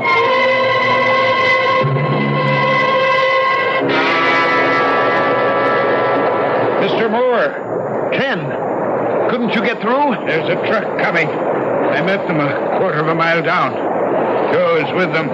It's search and rescue from town. Search and rescue? That's a local organization. They have special equipment. Mostly they go after hunters who get lost in the San Francisco peaks. Well, how did they know about us? The ranch hand sold them. Managed to throw a makeshift bridge across the Yaqui down below. Your road is mostly washed out, but they can make it slowly. Thank God. Ken. Yeah? Ken, I want to thank you for what you did. I know what it meant. It's all right. Look, we were wrong, Ken. We behaved badly. But when you've lived all your life a certain way and believed certain things, it's just hard to... Well, anyway, everything will be okay now. I hope you're right. Uh-oh. We better get back under the tarpaulin. The rain's starting again. Chindi circled around. He's coming from the other side now. Oh, nonsense, man. We'll soon be out of here.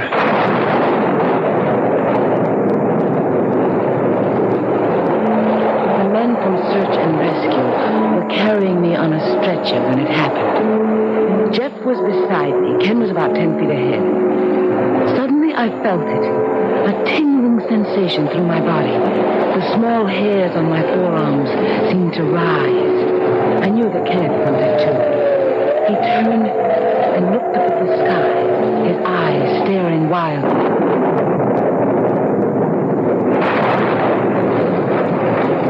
There was a blinding flash.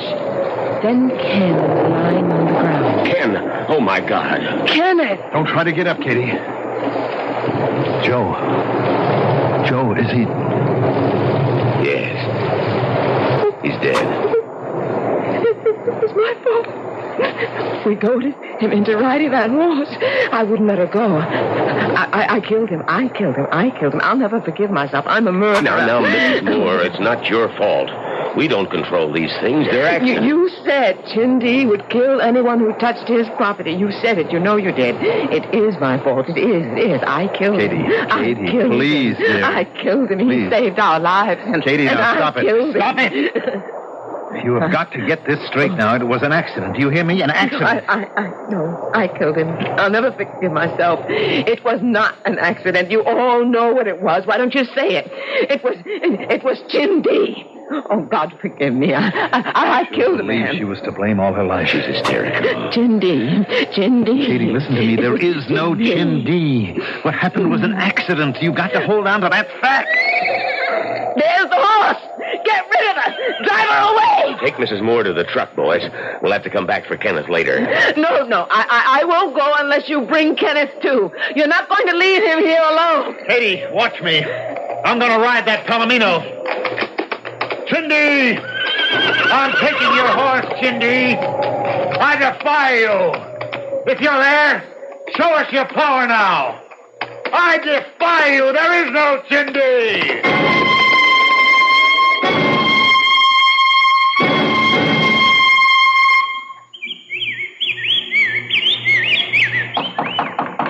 Miss Moore, you there? Oh, just Mr. Murchison. Oh, come on in.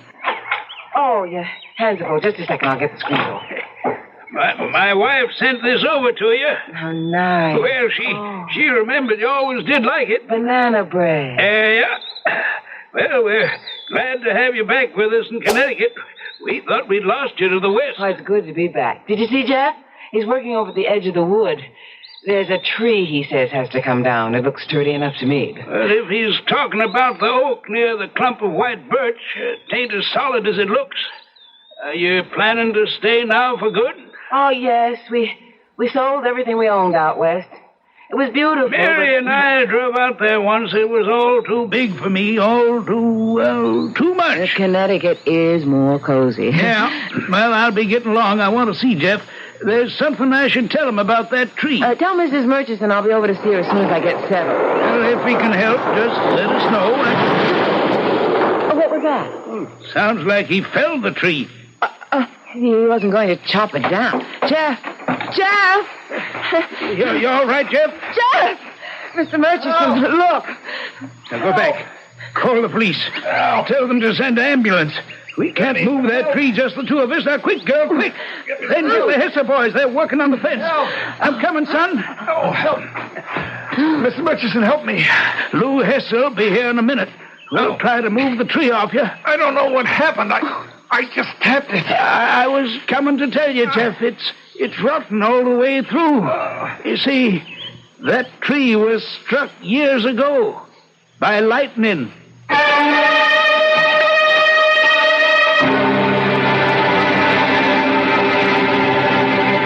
Jeff Moore is in a wheelchair now.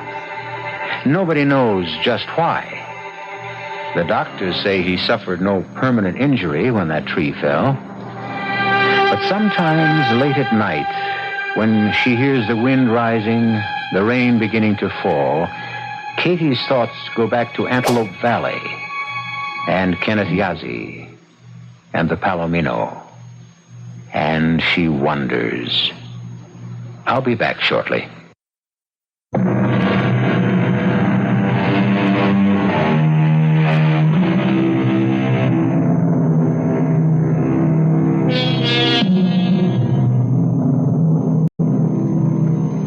Lightning strikes, invoking a tribal taboo.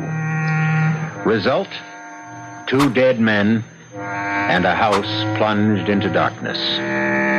2 months and 3,000 miles later, a 3rd man is struck down. Coincidence, of course. But what is coincidence? A word. A word we use to explain what we cannot explain. Our cast included Ruby Dee, Mandel Kramer, Leon Janney, and Guy Sorrell. The entire production was under the direction of Hyman Brown. Now, a preview of our next tale. Jenny, that stone ain't gold. Then what is it? It's pyrite. What's pyrite? Oh, it's just what everybody calls... Well, it's a sort of metal. Well, anyways, whatever it is, it's real precious to me. It's my lucky charm. Well, that's why you better not let Pa know what you think about it. Why? He cares about gambling more than he cares about anything, and all gamblers are real superstitious. Now, if he knew you had a lucky piece, especially if he heard the crazy story about you and the school burning down, he'd have it offer you so fast it'd set your head to spinning. It isn't crazy. You heard me wish on the stone for no school, and now there is no school. That was just happenstance. You don't think it happened just 'cause I wished it? Of course it didn't. Then I'm going to prove it to you. Radio Mystery Theater was sponsored in part by new sugar-free diet 7-Up. This is E.G. Marshall inviting you to return to our Mystery Theater for another adventure in the macabre. Until next time, pleasant dreams.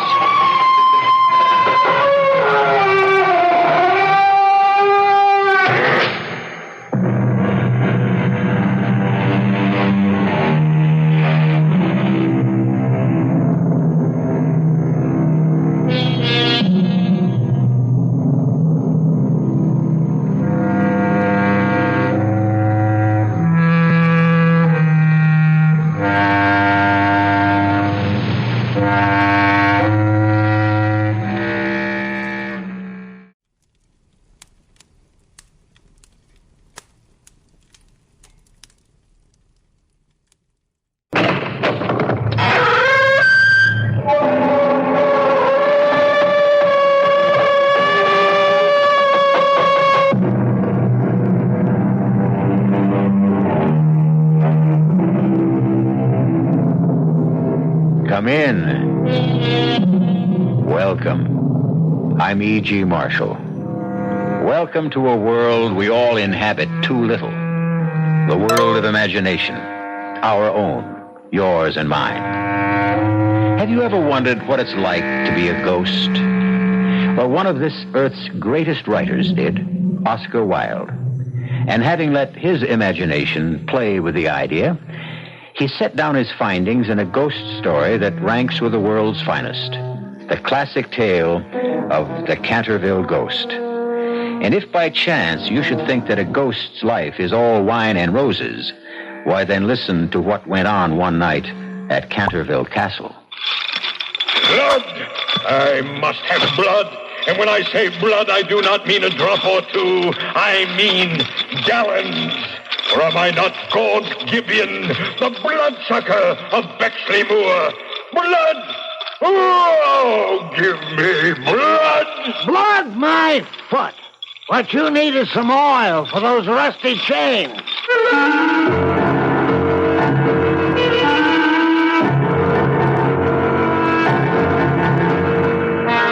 Our mystery drama, The Canterville Ghost, was especially adapted from the Oscar Wilde classic for the Mystery Theater by George Lothar and stars Arnold Moss. It is sponsored in part by Buick Motor Division and Anheuser-Busch Incorporated, Brewers of Budweiser. I'll be back shortly with Act One.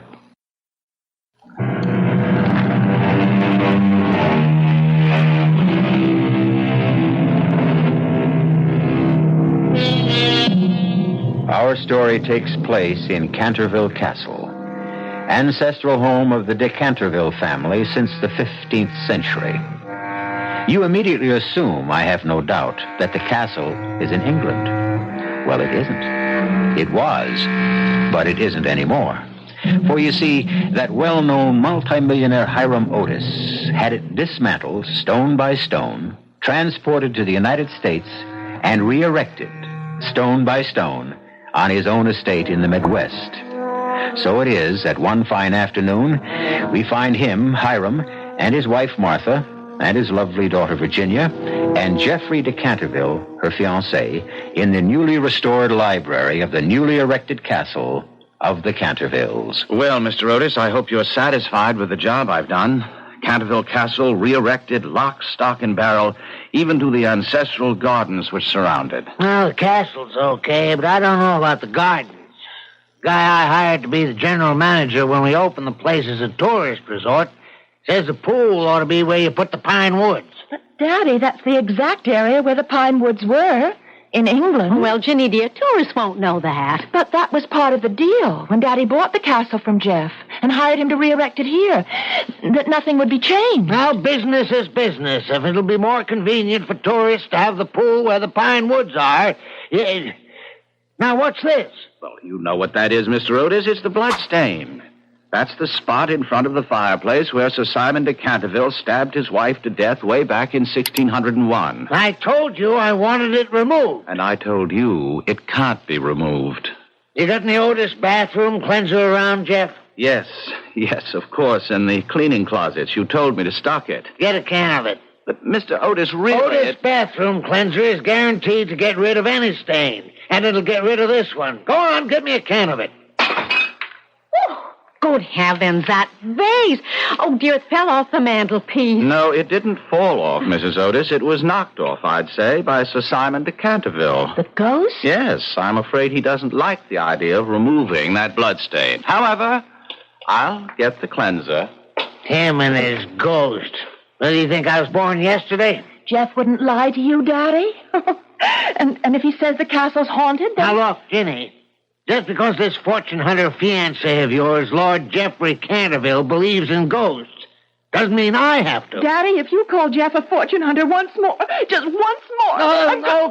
Okay, honey. I'm sorry.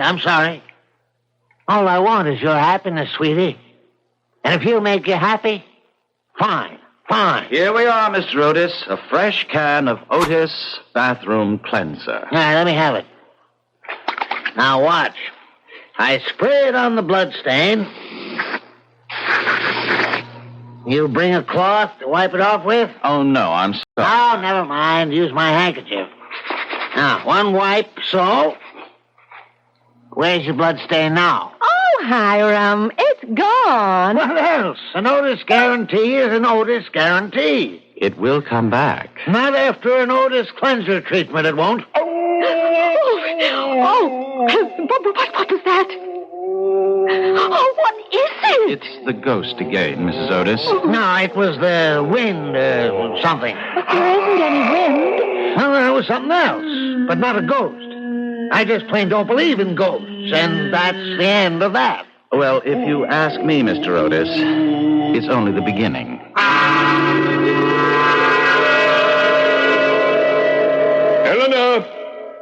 Eleanor! Oh, blast the woman, where is she? Here, Simon, dear.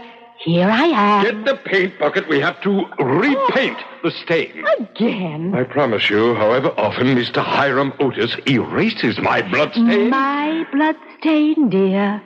Oh, all right, yours. But you wouldn't have had it if it hadn't been for me. You do forgive me. Oh, my dear, I have forgiven you at least once every 100 years since it happened. I should not be here otherwise. And the least I can do is to see that your stay here remains peaceful by giving that barbarous American his comeuppance. Fear not, my dearest love. It is Sir Simon de Canterville, me, against Mr. Hiram Otis, him. But I truly believe there's little doubt as to the outcome of the battle.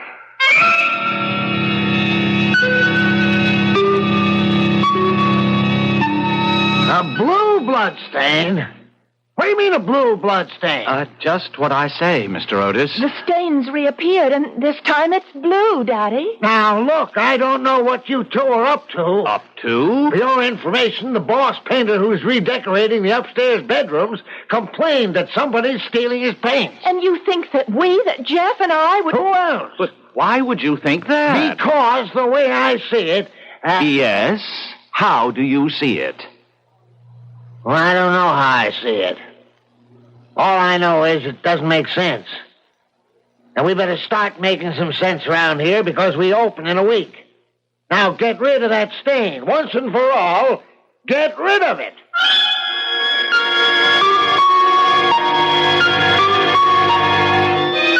Do you realize that I have repainted that bloodstain by the fireplace 4 separate times, and each time that meddling American has had it removed? I should think you'd want to forget it.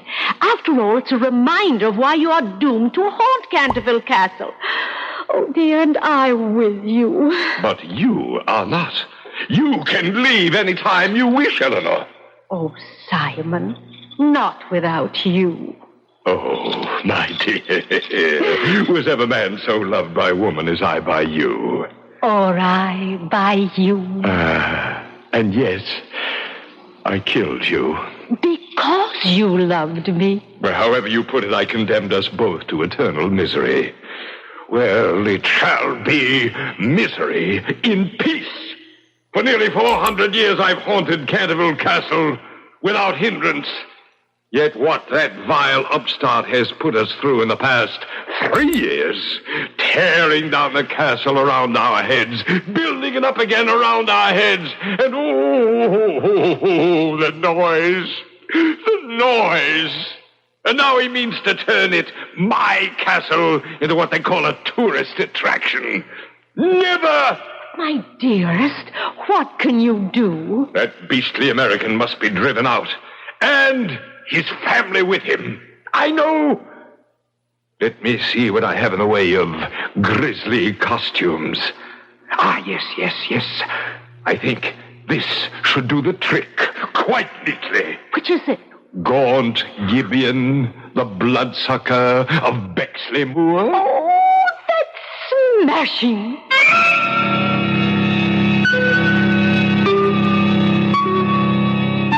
Jeff, I won't let you get married till you get a job. But, Daddy, Jeff doesn't need a job. He has all the money you paid him for Canterville Castle. Have you? Have you, Jeff? You know I haven't, Mr. Otis. But obviously Ginny doesn't. You didn't tell her. Tell her what, Otis? Yes, what? Well, tell her.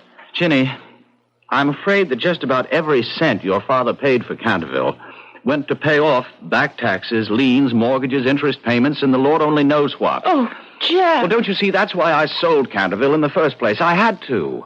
I couldn't keep it up anymore. I had no choice. It was sell or lose everything. So you see, he's broke. Flat bust. Now, just a moment. I have the promise of a job, Mr. Otis, a top-flight architectural firm in New York. The promise of a job. Now, look, Jeff, there'll be no marriage until... What's that? I don't know. I'm afraid I do. It's the Canterville ghost. The ghost? Come on, Jeff. Come on now. Aren't these tricks of yours getting just a little childish? Now, Mr. Otis, believe me, this is no act. It's the real thing. Whenever the ghost moans like this, it means he's going to put in an appearance. And I've seen some of those appearances. Now, Mrs. Otis, Ginny, you'd better come with me. Oh, where to? Well, anywhere but here. I'm not afraid of the ghost myself. He's never done me any harm, but his appearance can be positively ghastly. And you'd better not see it, either of you. No, I'm staying here. What? I've been hoping to see him, Jeff. Hoping to see the ghost? Yes, Mother. Oh, somehow I have a feeling I won't be afraid of him. Don't ask me why. I can't explain the feeling.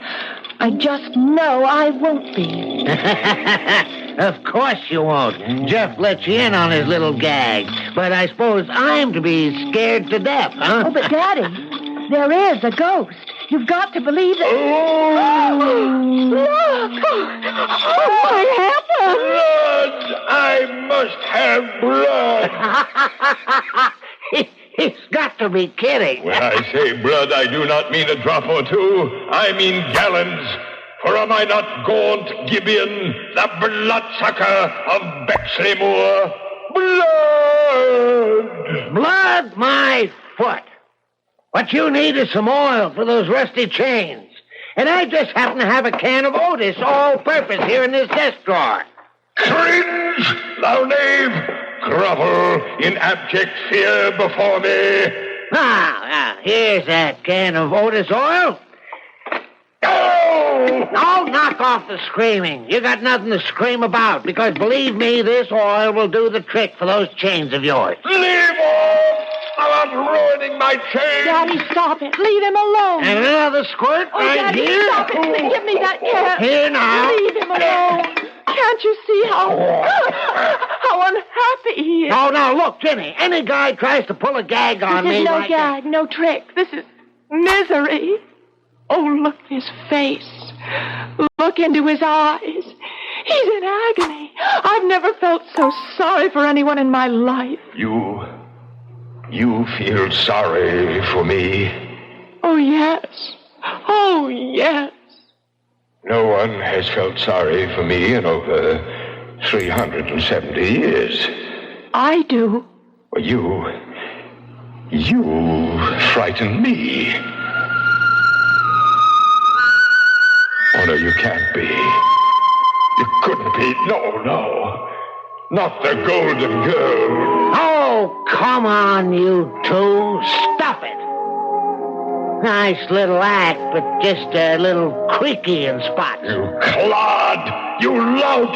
You poltroon! Is it thus you'd taunt a noble lord of Canterville?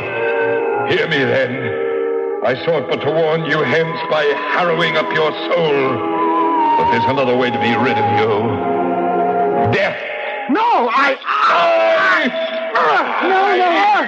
No, please, I beg you, don't kill him. Don't. For thine own sake, then, child, be warned and get thee hence. I am Simon of Canterville, and easy wrought into murderous rage. So be gone. Be gone, be gone. Do you believe now that he's a real ghost? I sure do. I guess we'd better do what he wants us to do, Otis. Let's leave the castle. Oh, no. Are you saying that you won't... You bet I am. I paid a fortune for this joint. I'd rather die than see that money go down the drain. Oh, no. I'll tear this damn castle down again, stone by stone, before he gets the satisfaction of seeing me run. You hear that, Buster? Stone by stone.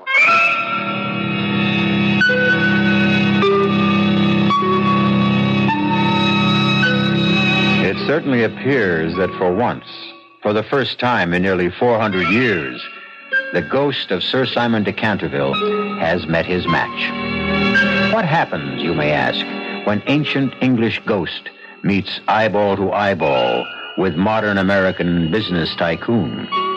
We'll learn more when I return shortly with Act 2. 69 degrees at Midway, Lupin Lakefront temperature 70. It'll be a pleasant night.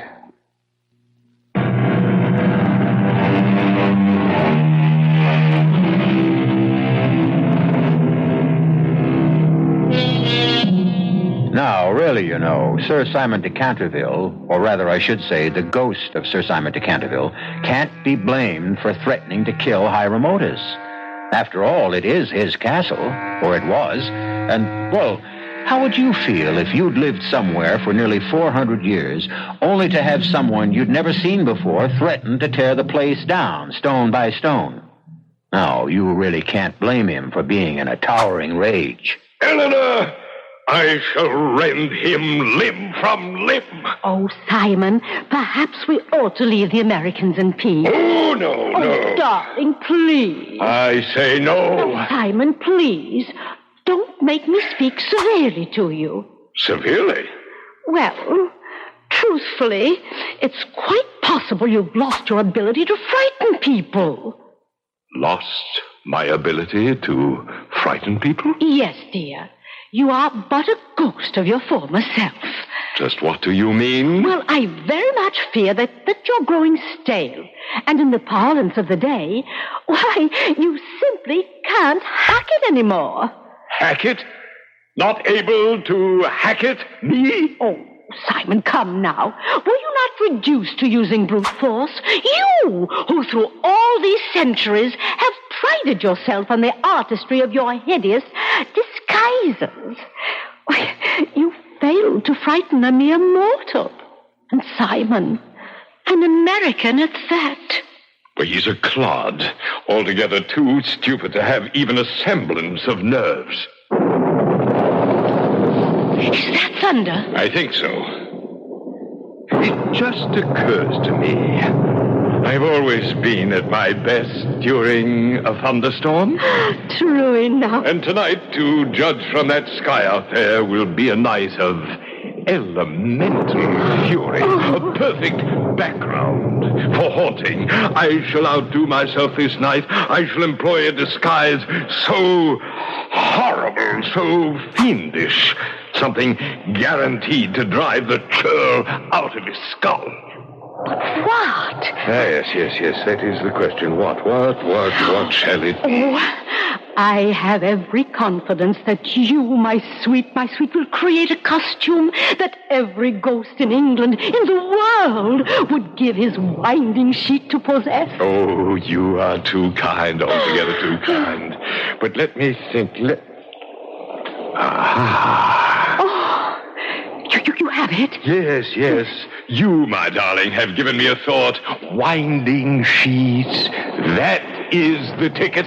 A winding sheet? Of course. I have an excellent one. Very old, very moldy. The one with the frilled cuffs and neck. But of course, do go on. I will wear that and take with me my rusty dagger. I shall approach the room moaning and groaning in a most gruesome fashion.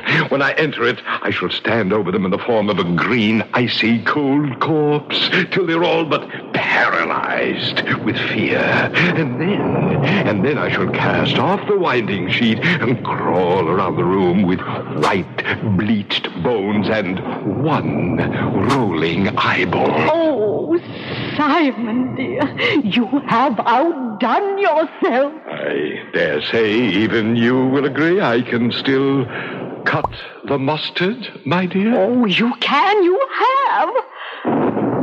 What of the girl, the the American's daughter? Oh, she must go in peace. I touch her not. Why so? Because... Well, my dear, you will scarcely believe this, but not only did I fail to frighten her, but she said... Well, she said she felt sorry for me. She said that? Yes. And she looked at me when she said it with eyes... Well, Eleanor, her eyes were filled with sympathy and pity and... Yes, love. Oh, Simon, could she be the golden girl? I should like to think so, but I fear not, my love. It's too much to ask. Much too much. But I must to work. The night approaches and the storm. I promise you, that within a few short hours I shall reduce the cold-blooded Hiram Otis to a mindless mess. Why have you brought me here, Jeff? I've never seen this part of the castle before. It's a hidden passage, or it once was. As to why I brought you here, well, it seems to me every time I want to be alone with you, your father shows up, or your mother, and... Oh, Ginny, I do want to talk to you. Yes? Ginny, marry me. But, Jeff, dear, I'm going to. You know that? No, I mean now. Tonight. Tonight? Yes, let's get in my car, drive to town, find a justice of the peace, and get married. But, darling, we don't have a license. Oh, we'll get one. How? I don't know, but we will. I'll manage it somehow. Jeff, this is the United States, not England. Things are done differently here.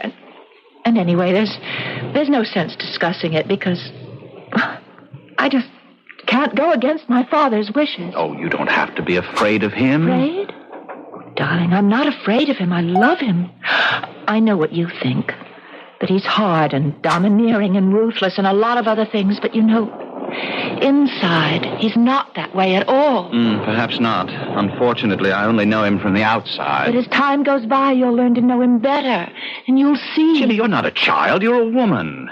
I need you, Ginny. I want you. Jeff, please, darling, no. Ginny, please. Jeff. Blood! I must have blood! Oh, no, not tonight. Not now. And when I say blood, I don't mean a drop or two of blood. I mean gallons of blood. It's him. It's the ghost. Who else? How to drive that churl Hiram Otis out of his mind. Oh, misery. Oh, agony. Oh. He went right by us. He never saw us. Yes, I know. Now let's follow him and see what he's up to. Oh, horror. Hideous horror. Hark ye to the horrifying moans of the vampire monk. Oh. My parents' bedroom. He's gone in there. Ye to the horrifying moans of the vampire monk or the bloodless Benedictine. Who's there? The vampire monk. See, I bend over you, a green, icy corpse.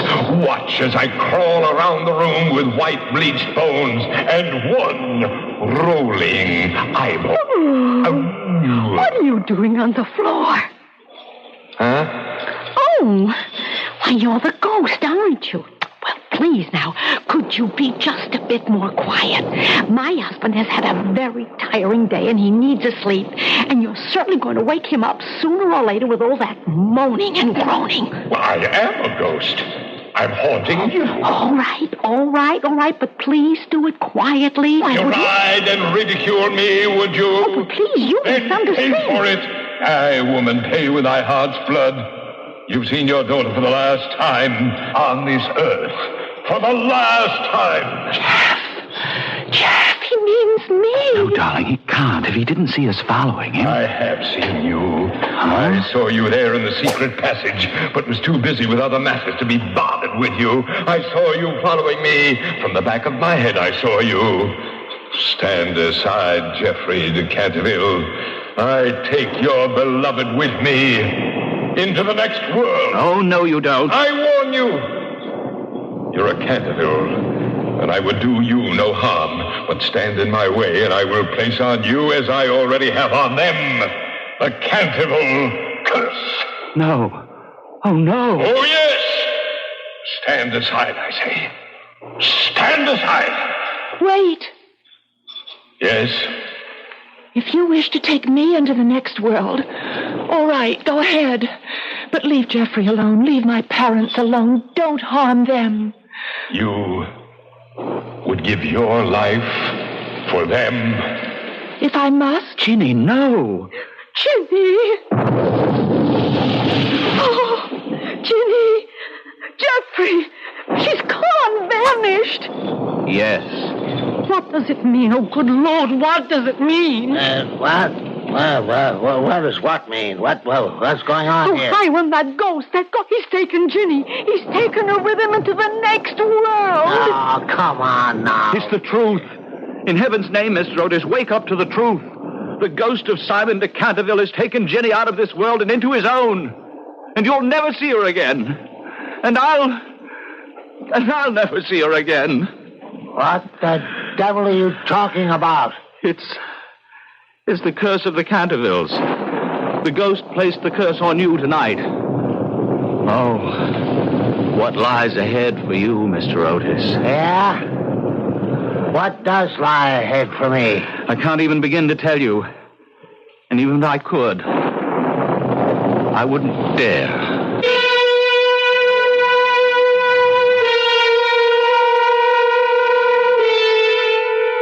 Strange sort of ghost, Sir Simon de Canterville. At one moment, he's almost gentle, tender, and the next, in a towering rage. He acts almost like us humans, doesn't he? And like us humans, he may have jumped from the frying pan into the fire in abducting Virginia Otis. We'll find out shortly when I return with Act 3.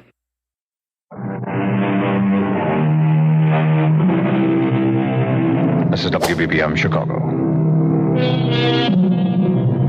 I take you now down a short flight of wide stone steps, somewhere in the nether regions of Canterville Castle. Steps stained by centuries of dampness. It is a place where rats and beetles might scuttle about, in and among the bleached bones of a skeleton which lies on the stone floor. Poor skeleton. One of its hands manacled, claws towards the remains of a bowl which once held food. A door opens. A light appears on the steps, and Sir Simon de Canterville sweeps down the steps, dragging Virginia Otis after him. He flings her to the floor. Here lie my bones. Here soon shall lie yours. He whips a dagger from a case at his side, stoops, grabs her by the hair, and holding her head back, makes as if to plunge the blade into her throat. But he stops short. How can you look at me like that? Are you not afraid? No. You face death, yet you're not afraid. Do I face death? Will you kill me? What is to prevent me?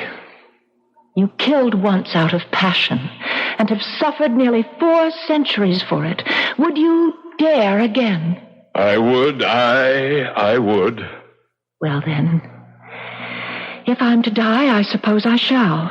Being afraid wouldn't help matters. But really, I'm not afraid. At least, not of you. Eleanor was right. Eleanor? My wife. She says I don't seem to frighten anyone anymore, that I can't hack it anymore. Why do you want to? I'm a ghost. It's my only reason for existing. It's not a very good reason, if you ask me. It's no reason at all, if it comes to that. It's simply part of the punishment I must bear for murdering my wife. The Lady Eleanor? Yes. Why did you murder her? Jealousy.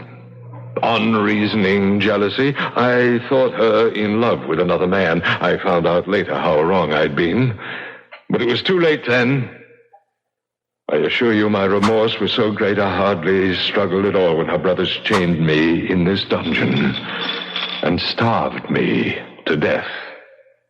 And that's your skeleton? Yes. Poor skeleton. Poor ghost. You must be very tired. As only a man who has not slept for nearly 400 years can be. But there'll be no rest for me, never any rest, until the legend of Canterville Castle is fulfilled. But I didn't know there was a legend. Jeff never told me. Oh, yes. And when it is fulfilled, then I shall sleep at last in the little garden far beyond the pine woods. What garden do you mean? A garden where the grass grows long and deep, where the hemlock flowers are like great white stars and the nightingale sings all night long. All night long he sings, and the cold, crystal moon looks down, and the yew tree spreads its giant arms over the sleepers. The sleepers? Do you mean the garden of death? Yes, death. Would you help me if you could? If you could make the legend come true, would you? Yes. What is the legend? It is this. When a golden girl can win prayer from beyond the gates of sin, when the barren almond bears and the girl gives away her tears, then shall all the house be still, and peace come to Canterville. What does it mean? It means that you must weep with me for my sins, because I have no tears, and pray with me for my soul, because I have no faith. And then, if you have always been sweet and good and gentle, that withered almond tree you have perhaps seen outside the library window. The barren almond tree, yes. That tree will bloom again to show. Yes, to show? That the angel of death has had mercy on me. I should like to do that for you. I know. But you may fail. Yes? And if you fail, the torches of the damned will be yours through all eternity. You must dare to go beyond the gates of sin. You will see fearful shapes, hear wicked voices. If you are the golden girl of the legend, you will not be harmed. But if you're not the golden, I tremble for you. Well, what is your answer? I will do it. Think. Be sure. Oh, do be sure. I am sure. Then turn, and behold the gates of sin.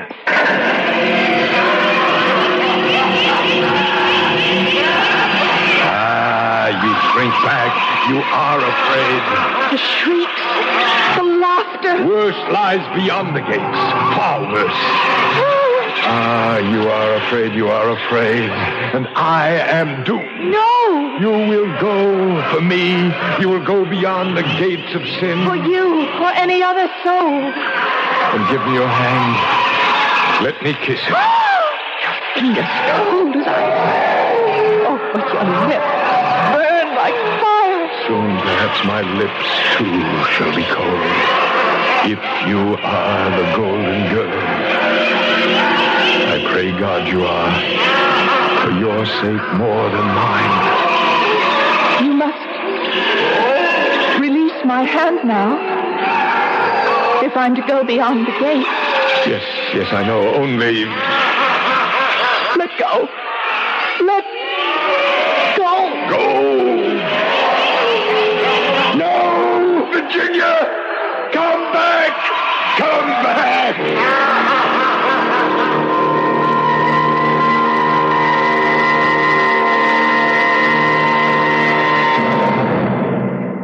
Mr. Otis, there's nothing that can be done. Virginia's gone. Forever. Hiram, it's all your fault. If we hadn't ridiculed the ghost, if we had just taken him seriously, all this would have been avoided. I got to admit you're right, Martha. But that doesn't help matters. All I want now is to get Ginny back. Safe and sound.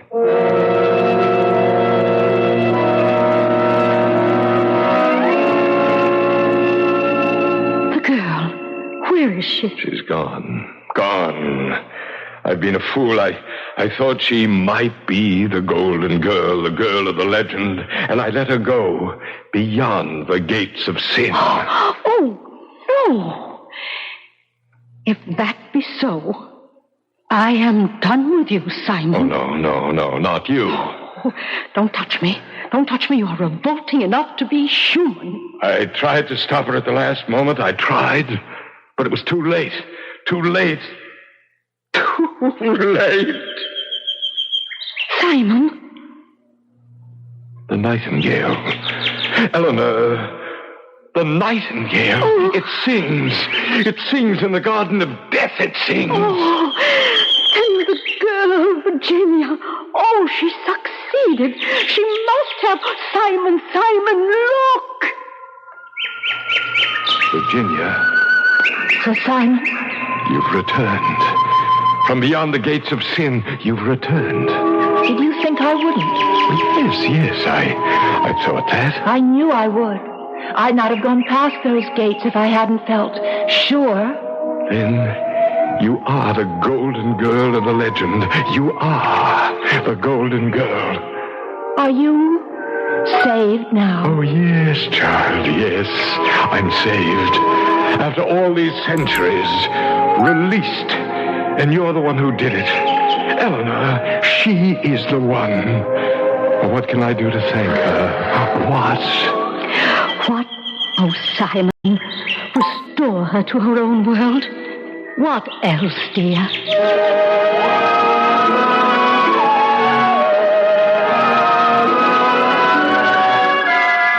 My watch has stopped. What time is it?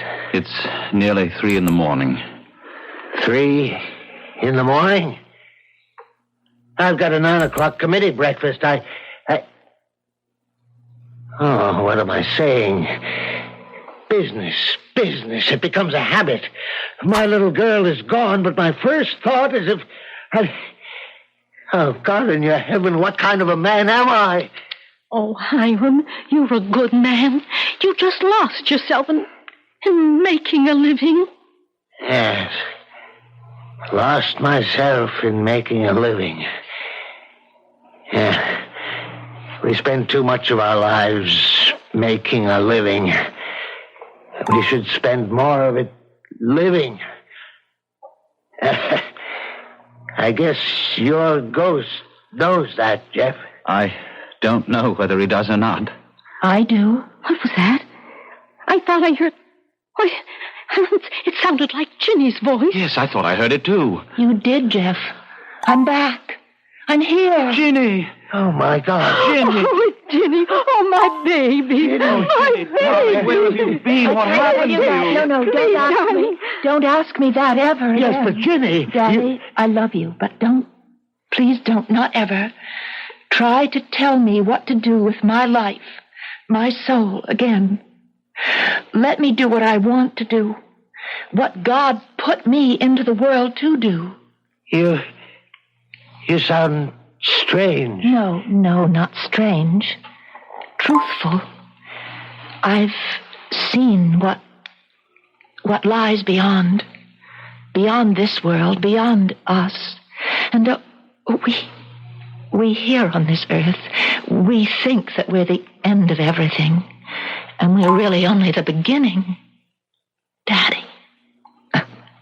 Dad and Mom. And you too, Jeff. There's so much out there that we don't understand. So much. Ginny, what did you see? What's that? Not a bird at this hour of the morning. It's a nightingale, Mother. And come to the window. I'm sure we'll see what I expect to see. Yes. There. Look. At what, Ginny? At what? The storm is over now. And the moon, a great white moon, sheds its light over the gardens. Look. The almond tree. The barren almond tree. Why, it's blossomed. I can see the flowers in the moonlight. And that tree, it's part of the legend. For centuries it hasn't bloomed, and legend said it never would until peace came to Canterville. And peace has come. Far away, beyond the pine wood, there is a little garden. There the grass grows long and deep. There the hemlock flowers are like great white stars. And the nightingale sings all night long. All night long he sings. And the cold crystal moon looks down. And the yew tree spreads its giant arms over the sleepers. Jeffrey? Yes, Ginny? He's at peace, Jeffrey. The Canterville ghost is finally at peace.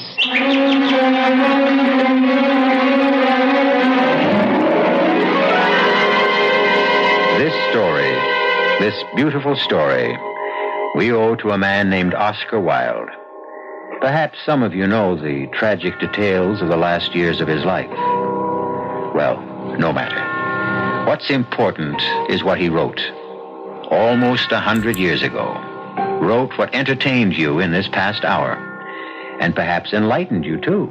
It is better to live than to make a living. I'll be back shortly.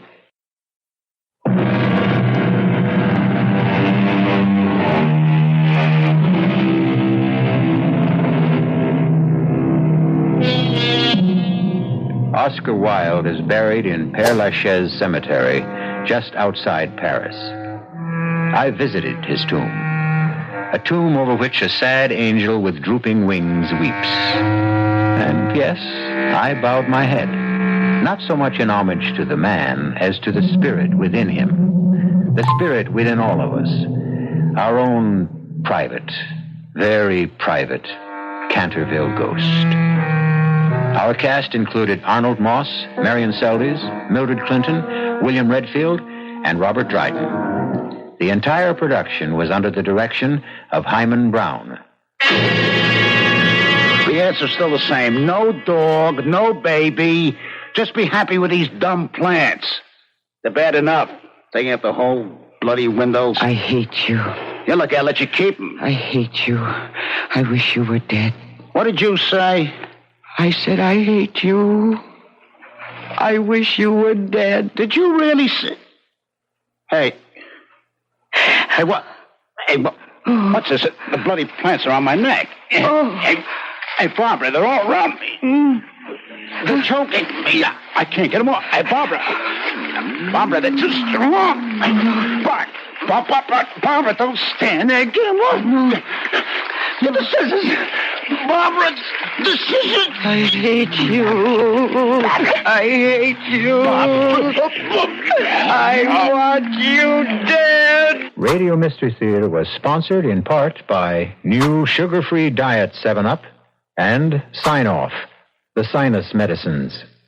This is E.G. Marshall inviting you to return to our Mystery Theater for another adventure in the macabre. Until next time, pleasant dreams.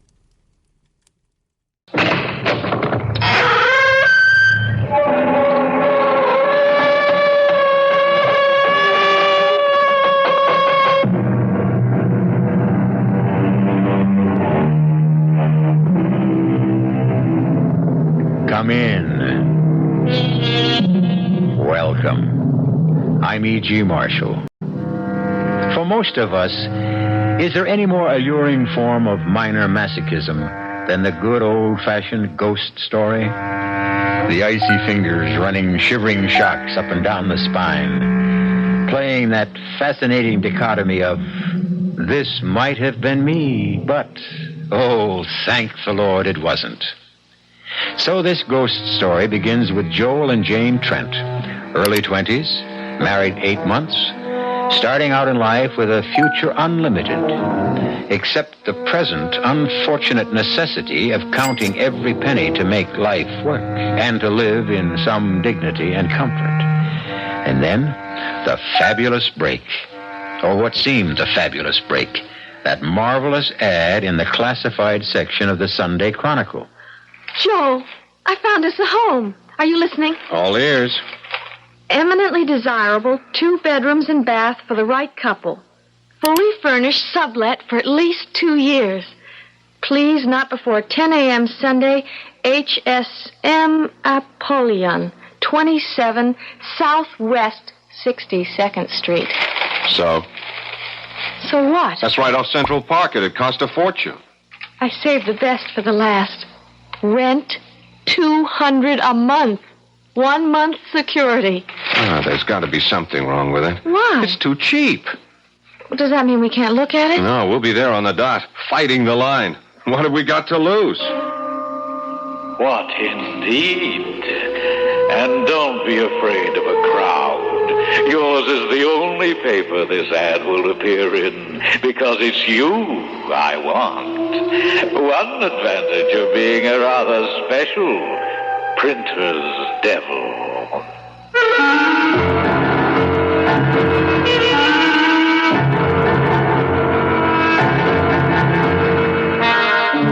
Our mystery drama, The Real Printer's Devil, was written especially for the Mystery Theater by Ian Martin and stars Paul Hecht and Jada Rowland. It is sponsored in part by Sign-Off, the sinus medicines, and new sugar-free diet 7-Up. I'll be back shortly with Act 1.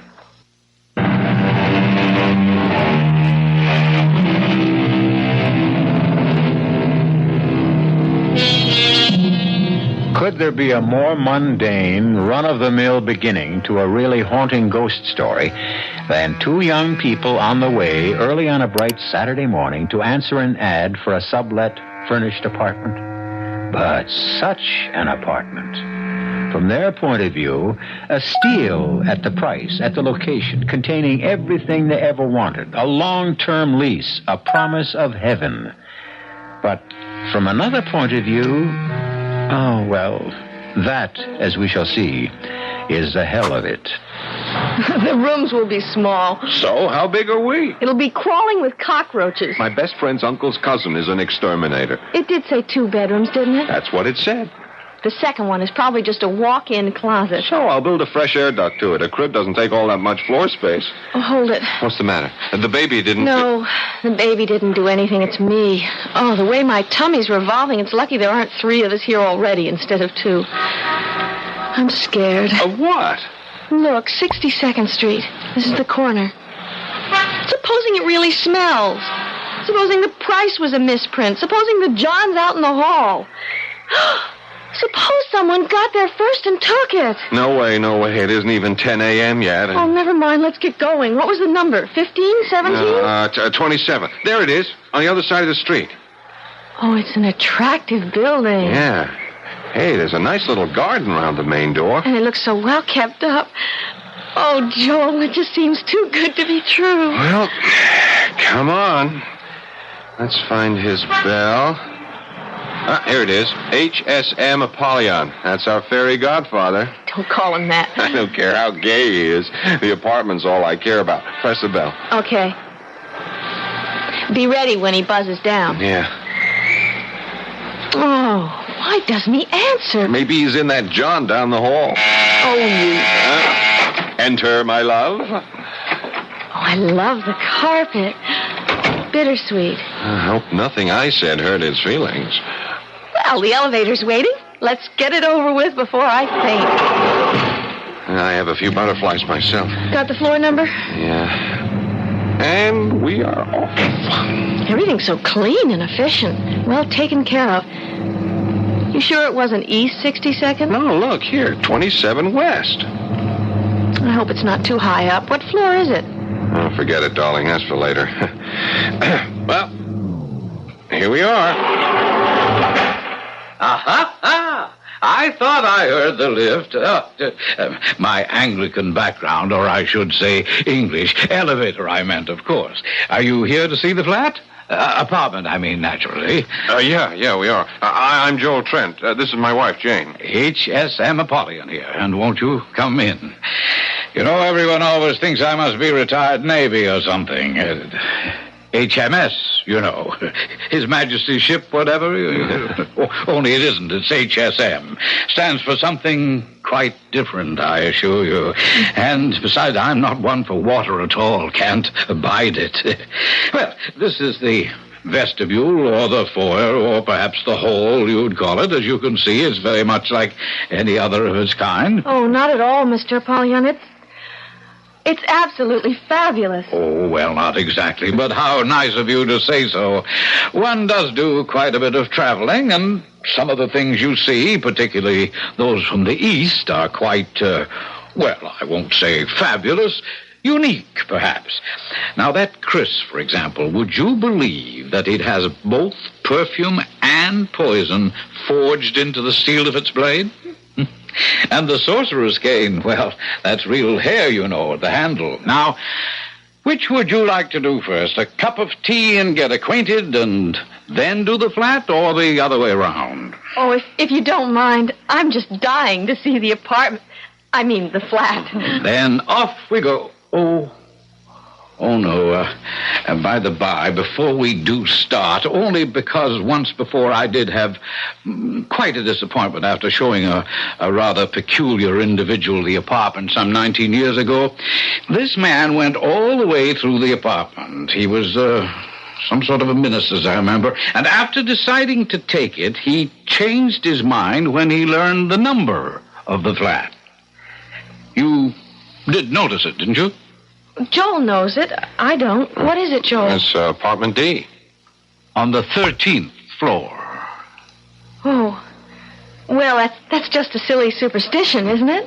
Isn't it? Yes. Well, now, shall we have a look about?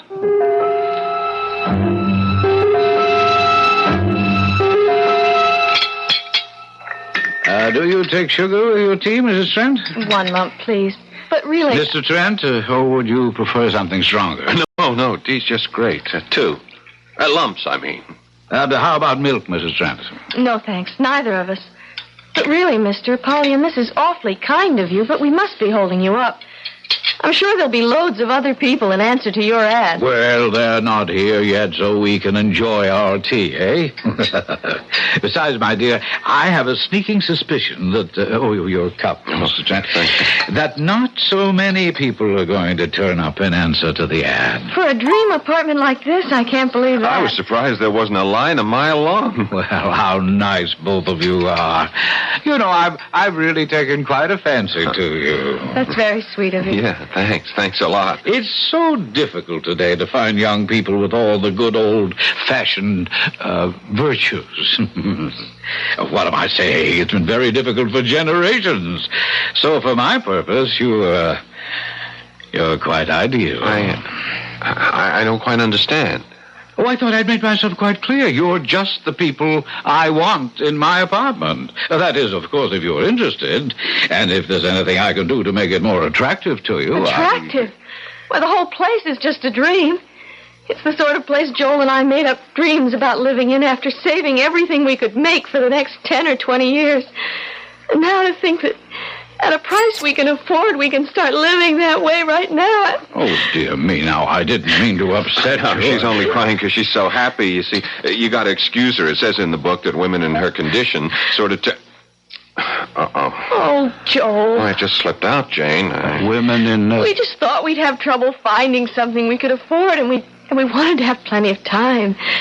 And Aunt Gertrude's place in Mount Vernon just doesn't have room for all of us now, let alone... Why, you're going to have a baby. Well, now, isn't that nice? My congratulations.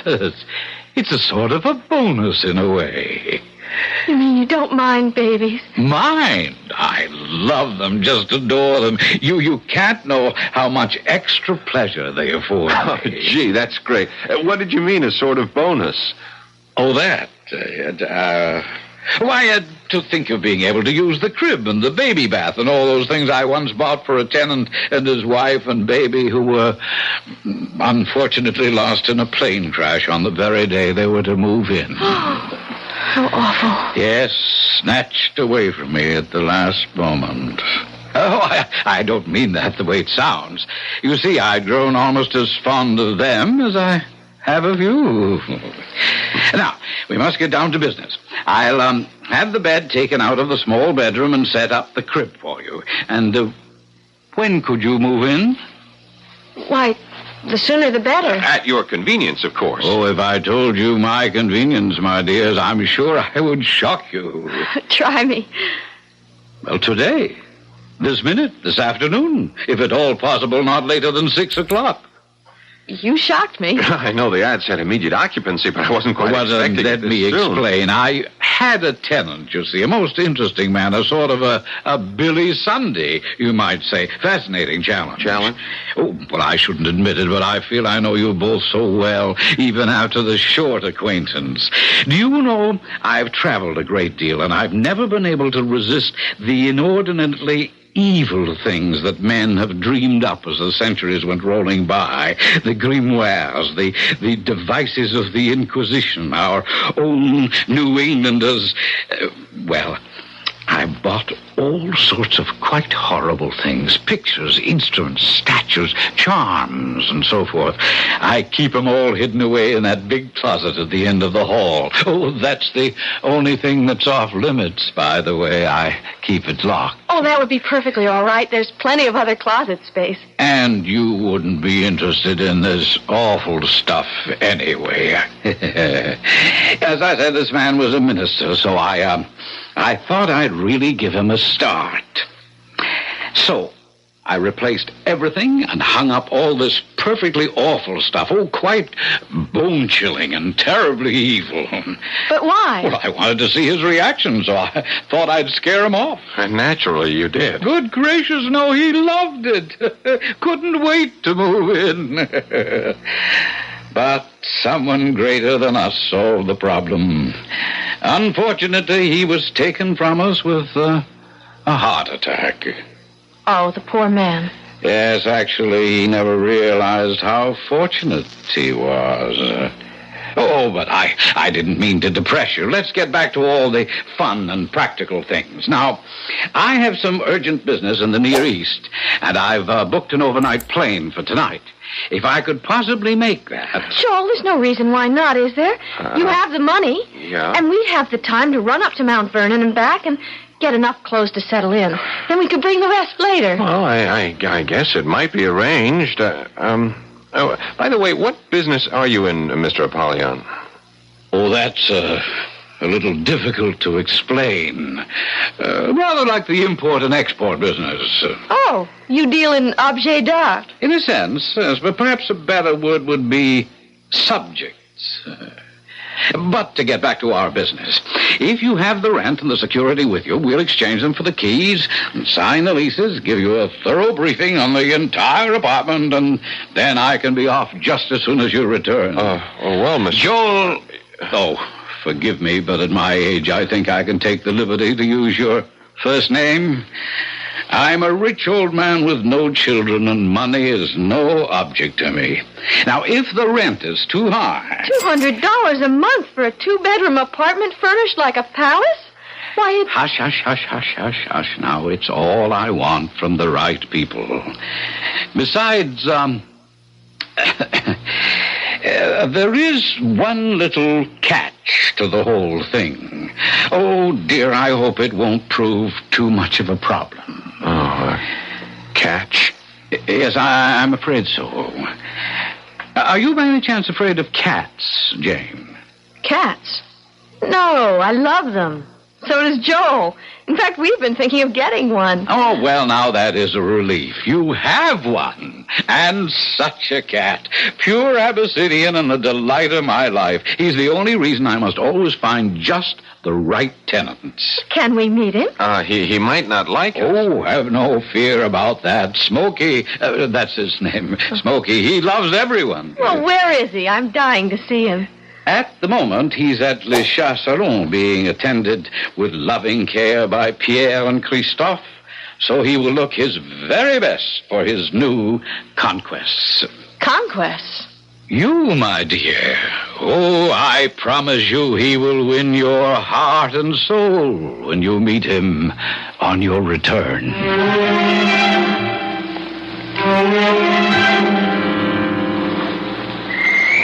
Well, what do you think? Oh, darling, it's marvelous. Just what we need. Yeah, and just what we can afford. You won't have to go tiptoeing around Aunt Gertrude's every night. We both won't have to take a subway and a bus for 45 minutes to get to work every day. We could even walk. Jane, darling, the whole wide world's our oyster. Don't you agree? Yes. Yeah, but something is bothering you. Oh, I know it's silly. It's just that 13. Why couldn't it have been 12 or 14 or any other number? Now, you're not going to let something silly like that bother you. You know how superstitious I am. I just have such a funny feeling. Maybe it's the number made it so cheap. Maybe we ought to be grateful. I sure hope we're going to be. I guess we're in it now. Jane, you and me just made the damnedest deal in the world.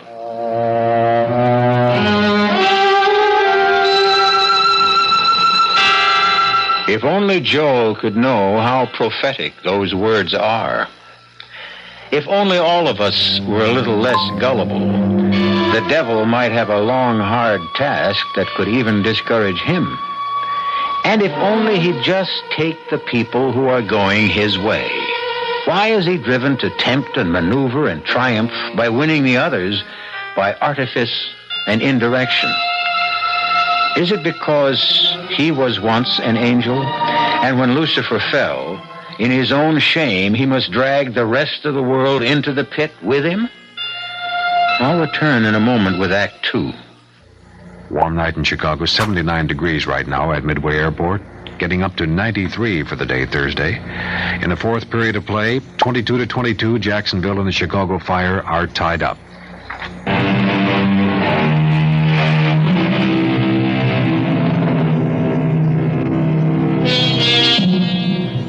Rocking in her chair, the bright hook flashing as she crocheted away at another rug, Aunt Gertrude found it hard to share completely in Joel and Jane's bubbling enthusiasm. 2 reasons. 1, she knew how large a gaping hole they would leave in her lonely life. And 2, Aunt Gertrude was a pragmatist. You say only $200 a month for that apartment. Where shall I put my baseball spikes? Oh, Lord, do we have to take those? What did you say, Aunt Gertrude? Well, I just can't get over the price. It's a giveaway. I know, but we do have to take care of the cat. Oh, my, such a chore. Open a can twice a day. Don't forget the litter pan. Now, don't change the subject. Tell me, what's wrong with the apartment, I wonder? There's something fishy. Auntie, you had Bob Anderson go over the lease with a fine-tooth comb. And he's a real estate lawyer. Oh, I'm quite satisfied with all the legal aspects. It's just, I don't know, something else gives me a funny twinge in the left shoulder blade. Used to be a kind of storm warning. Now I guess it's just arthritis. Don't worry about us, Auntie. And please don't have any doubts. Why, have you been having some... For the love of Mike, would you 2 Cassandras? Would you lay off? Here we have the break of a century. Oh, you're quite right, Joel. I guess I'm getting so old that the milk of human kindness is beginning to sour. Now, I feel just like both of you. It's just too good to be true. And to be practical, it does solve all our problems. There really isn't room for the 3 of us in this tiny apartment of mine, and when the baby comes... Like the clowns climbing into the midget car.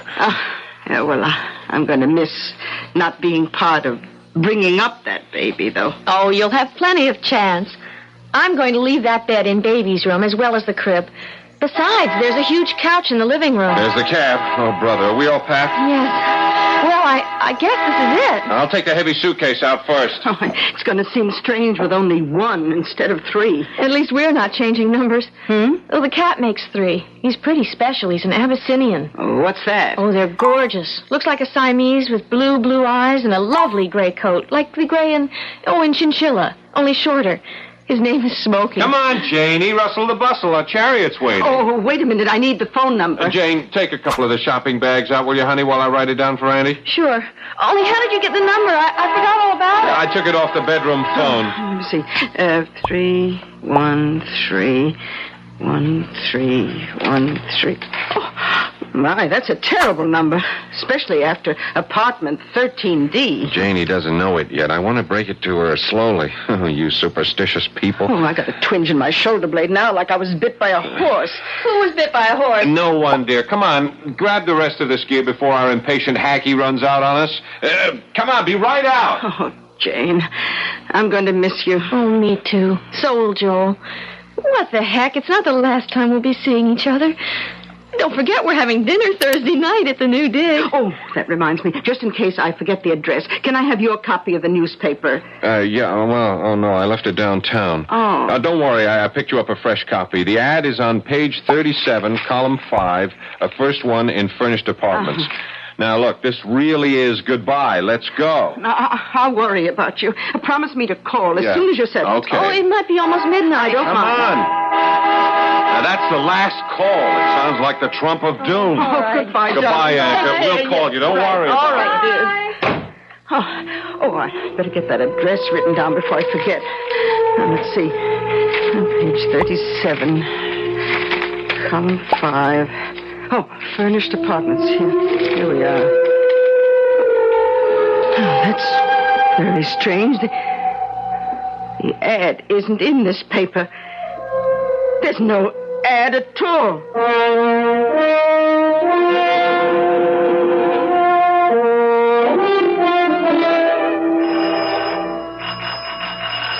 Well, he didn't answer downstairs, and we had to let ourselves into the building.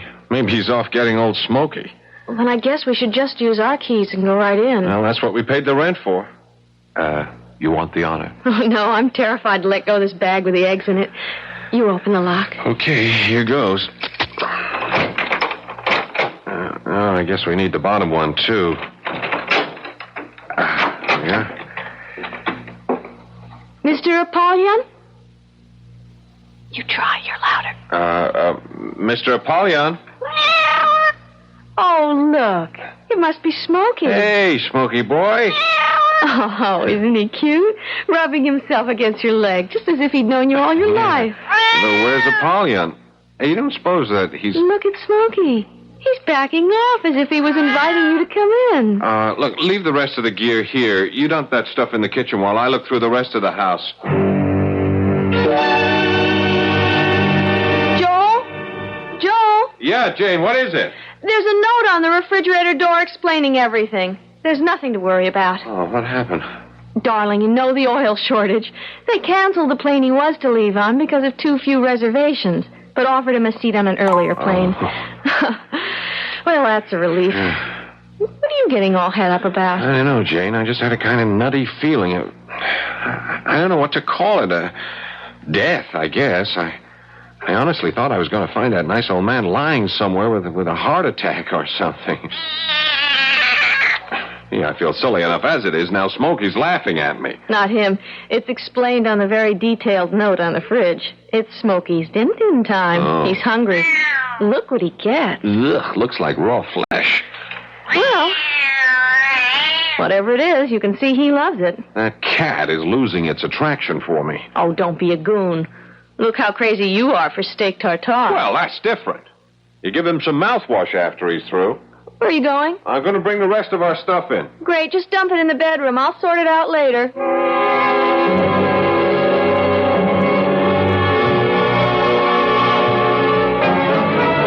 Oh, that was a wonderful dinner.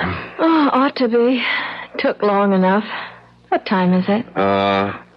Gee, I don't believe it. It's just midnight. Oh, it's been a long, glorious, wonderful, relaxing. What's that? I don't know. Joel, that was a shot. No, don't be silly. She walked out on him and shut the door. She? Or he, someone. Didn't old HSM give us a rundown on our neighbors? Let's see. According to the bulletin he left on the fridge door, upstairs, no problem. A very ancient hermit who winters in Florida and seems to estivate in summer? What's that mean? Advantages of a classical education. If you sleep through the winter, you hibernate. If you sleep through the summer, you estivate, from the Latin estivare. And I thought the Greeks always had a word for it. I'm pulling your leg. I haven't the faintest idea what it is. What's the poop on our other cliff dwellers?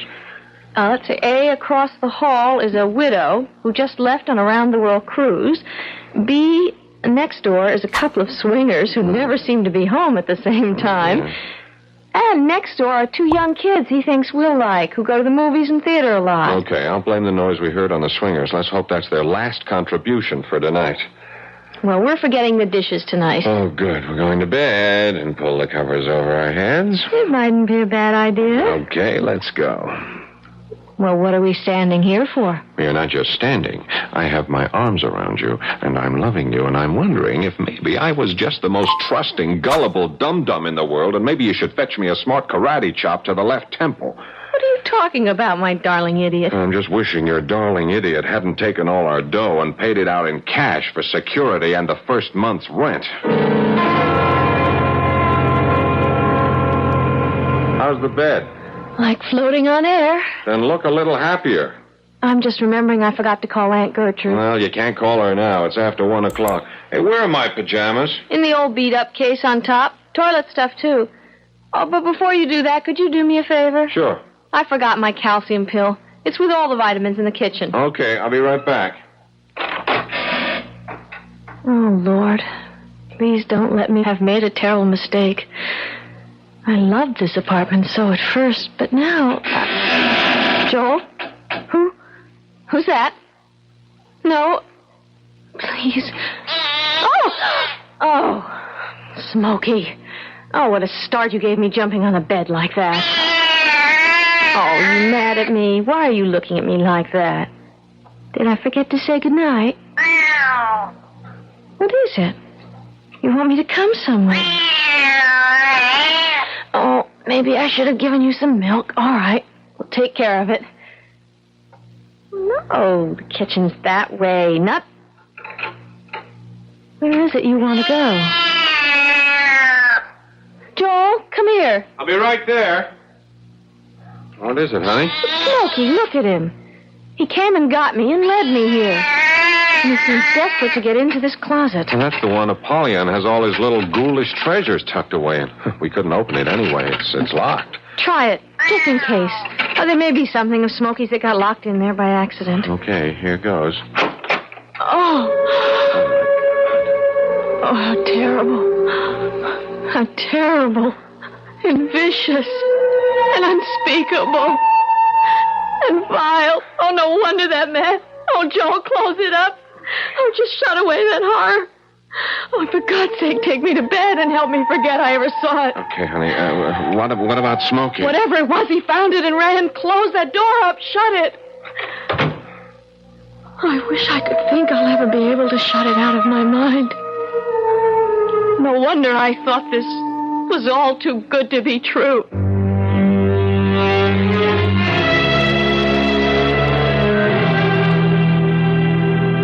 Too good to be true? Better to interpolate and make it read, too true to be good. Poor Jane and Joel. But how were such simple, ordinary people to know the language of black magic, or that HSM Apollyon is only a synonym for the more familiar and deadly spirit we usually call the devil? I'll be back shortly with Act 3. This is WBBM Chicago. The Chicago Fire won tonight here at Soldier Field, beating Jacksonville 25-22.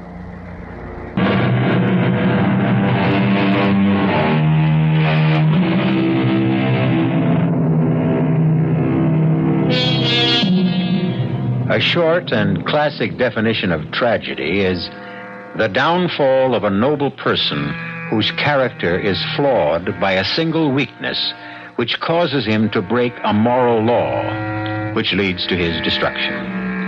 But how much more tragic is the destruction of the innocent, particularly when they happen to cross the path of someone who makes their disaster equally inevitable.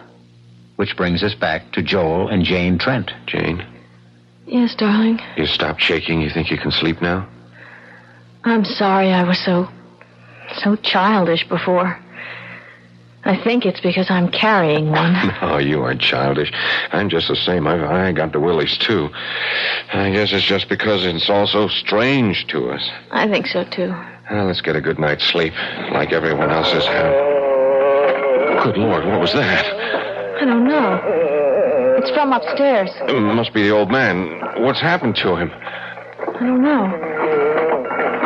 Just pay it no attention. Pay it no attention? No one could sleep with that noise going on. I'm going to go up and tell him to stop. Oh, no, please. Don't do that. Please don't go up there. Oh, why not? Are you going to be ill? No, it's that up there. You mean our noisy neighbor? I'm scared, Joel. Yeah. I've had about all I can take, and that noise is really driving me up the wall. Yeah, me too. I know what I'll do. I'll call the superintendent. Got his number on the sheet? No. Wouldn't you know it's the one thing he left off?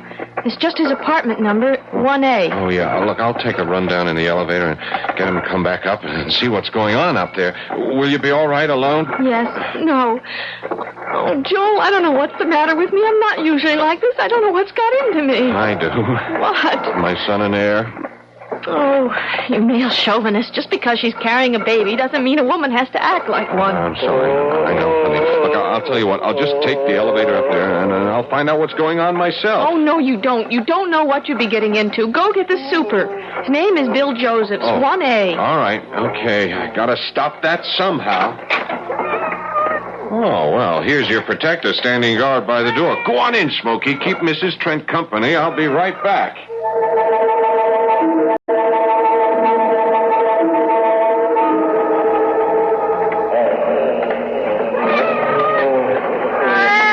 Ghastly racket up there doesn't turn you a hair, Smokey.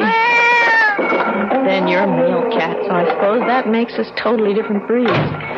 Joel? Yeah, Jane, it's just me. Would you believe it? That damn elevator's out of order. I rang and rang. It just stays in the first floor. That damn racket's still going on. Yep. Only one it doesn't bother is old Smokey here. Joel, are there fire stairs? Yeah, but I'm not going down any 13 flights just to find a locked door.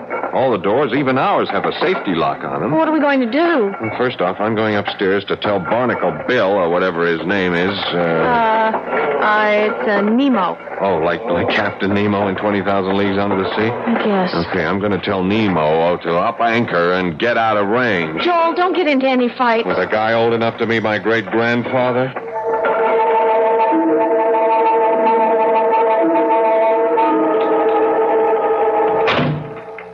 Joel? Yeah, it's okay. It's me, Jane. Half a sec.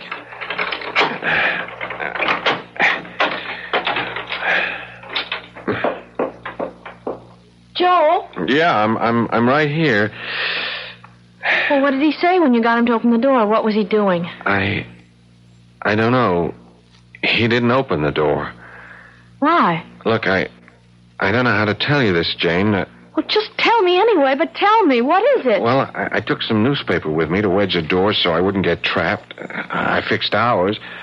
Then when I got to the top of the stairs, it was a different kind of door. Well, what do you mean, different? Well, it was, one of those heavy steel fire doors with the big, heavy strap bars you slide home. Well, why would 14 have a different kind of door from ours? Because... well, look, Jane, darling, maybe I just try to skip the... Well, you better not, or I don't know what might happen to... Well, all right, take it easy. Just hang on, because I'm going to have to give you a real rocker. Let me have it. It's a different kind of door, because there isn't any 14th floor at all, or 15th, or 20. All that's over us is the roof.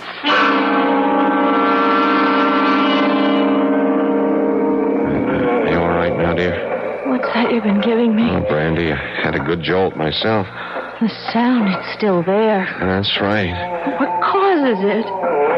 Something loose up there on the roof. No, I searched it thoroughly. It's not coming from the roof. And where? The neighbors? I checked that out. Whatever other lies Mr. Apollyon told us, there isn't anyone in any of the apartments on this floor. I've done everything but break down the doors to make sure. Then what are we going to do? I can't take this all night, Joel. Nobody could. I am going to call the police. I don't know what we've gotten ourselves into, but we are now getting out. Oh, I'm afraid it's a little too late for that, Mr. Trent. Apollyon, where the devil are you? Sitting right in front of you. In his other form. Smokey. I should have known from the beginning, from his eyes. Shine a strong light in a cat's eyes, and what happens? The pupil closes up. Into a long, narrow slit. But in a human being? It closes into a tight, round, dark circle. Like Mr. Smokey. Look as the lamp shines in his eyes. Yes, very observant, Jane. I should have been more careful. But since the illusion serves no function anymore, I might as well resume my Father Christmas guise. Normally, I wouldn't have had to return to it except for you. Why not? Oh, people act in so many strange degrees. Some just go to sleep no matter how strange the noises. Some trap themselves between floors. Some very hysterical ones try to leap from roof to roof. Some break through the neighbors' doors and meet quite unexpected deaths, since there's nothing but space beyond them. And some sit awake all night, not realizing that morning will never come again. And some are a little troublesome. But none escape? Well, it wouldn't be very good for my reputation, would it? Who are you? Oh, Jane, you tease me about my classical education. Little good it served me. Apollyon, of course. A synonym for the devil. And the HSM? His satanic majesty, I presume? We all have our little conceits. Well, this time, maybe we can take that conceit down a peg or two. Well, not with the phone. It's not connected. As a matter of fact, it doesn't really exist. Listen. Now what? Well, if you will forgive the devil quoting scripture, or to be more exact, the book of common prayer, as it was in the beginning, is now, and ever shall be. You'd kill us? Oh, my dear, as attractive as they are, I have no interest in your corporeal presences. The soul is all I'm after. Well, you won't get ours without a fight. Oh! There was no pain, my dear. You killed him. But you won't get me. Jane, it's too late. The contract is made. The elevator. The elevator. No, don't step in there. The car is...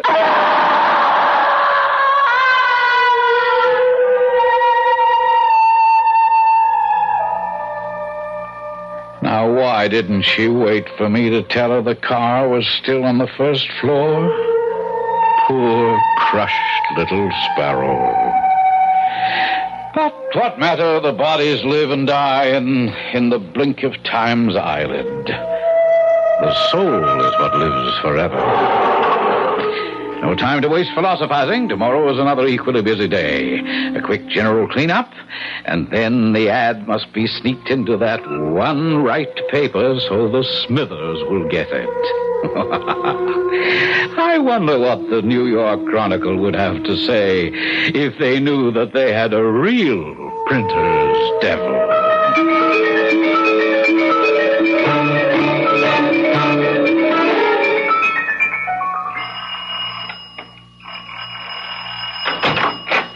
Yeah? Oh, look, my name is Gertrude Conway, and my niece and her husband are renting Mr. Apollyon's apartment. Now, I've been trying to call them ever since last night, and I have now not only been informed by the telephone company that there is no such number, but that there could be no such number. Also, Jane, my niece, she promised to call me if I didn't call her, and even if she thought last night was too late, she would have called this morning. You see, she's going to have a baby. Oh, well, then maybe she went to a hospital. In the middle of her second trimester. Huh? The baby is less than 5 months old. Oh. Still, you It know, doesn't she matter might- anyway. Now, I've checked with all the hospitals, and she has not been admitted. Now, I'm worried something may have happened. I want you, please, to take me up to the apartment with the keys. Oh, what apartment? Mr. H.S.M. Apollyon, who sublet it to them. Lady, we ain't got no Mr. Apollyon on it, or whatever his name is in this building. Oh, certainly you have. This is 27 Southwest 62nd Street, isn't it? Sure, that's right. Oh, very well. It's apartment 13D. 13D? That's right. What? That solves the whole problem. Oh, good. There ain't no apartment 13D in this building. What? Point of fact, lady, there ain't no 13th floor. You know, like most New York buildings. We go from 12 to 14 and then right up to 30. Are you sure? Look, I've been running this building for 22 years. Oh, my God. I have this terrible feeling there's something awfully wrong. Nothing unusual happened around this building last night or in the neighborhood. No. Quiet as a church, ma'am. Not even a mugging. And believe me, I get all the word when Officer Strauss drops in for his morning coffee. But two healthy young people can't just disappear into thin air.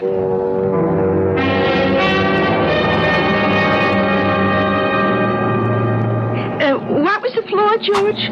13. Good thing we ain't either of us superstitious, huh? Yeah, not at this rent. Look out for the catch, huh? Don't worry. You just trust me.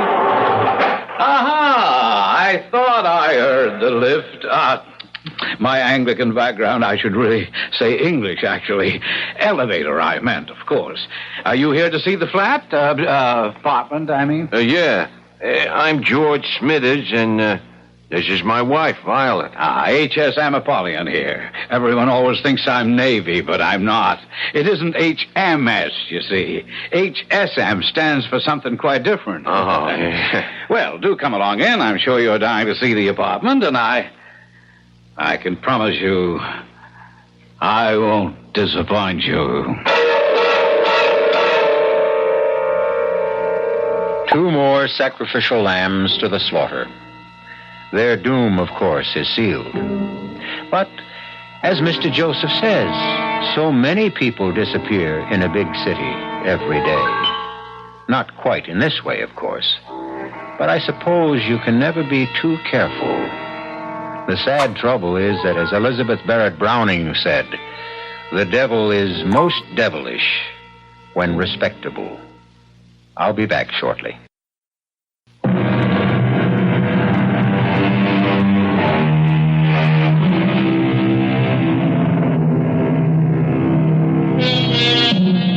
Caveat emptor, the Latin phrase which says, let the buyer beware. This is true of all advertisements, of course. And the tighter the economy gets, the more the buyer should beware. But we wouldn't want to suggest you need fear the kind of ad we have featured tonight. In the beginning, we promised you a spine-tingling ghost story, which featured the 2 phrases, too good to be true and too true to be good. As a good night, we just like to suggest it was all in fun. And even if it wasn't true, we hope you found it good. Our cast included Jada Rowland, Paul Hecht, Ian Martin, and Bryna Rayburn. The entire production was under the direction of Hyman Brown. Now, a preview of our next tale. We've been married for 20 years, happily married. You can't throw years away like old shoes. Destroy everything we've built together.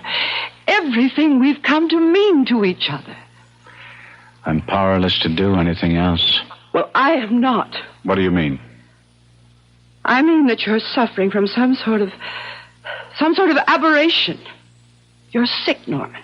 Mentally sick. And I am not letting you do anything as stupid, as disastrous as marrying that girl. I will not divorce you, Norman. Agnes. No, Norman.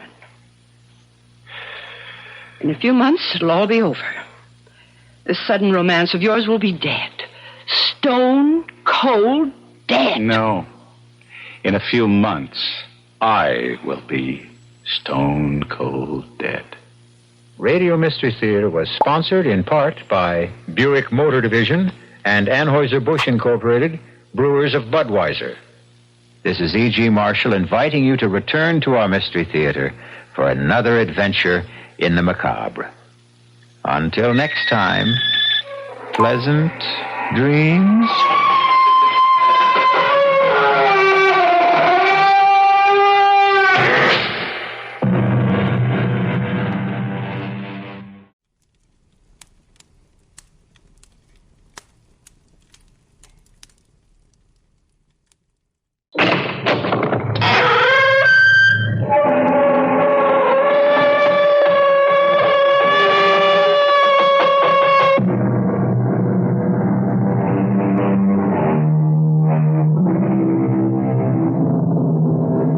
Come in. Welcome. I'm E.G. Marshall. Welcome to the world of the uncanny, the eerie, the unearthly. Strange things happen. They have happened to me and will again. They've happened to you and will again. They happened to Norman Meredith, but they will never, never happen to him again. Because, well, listen. Who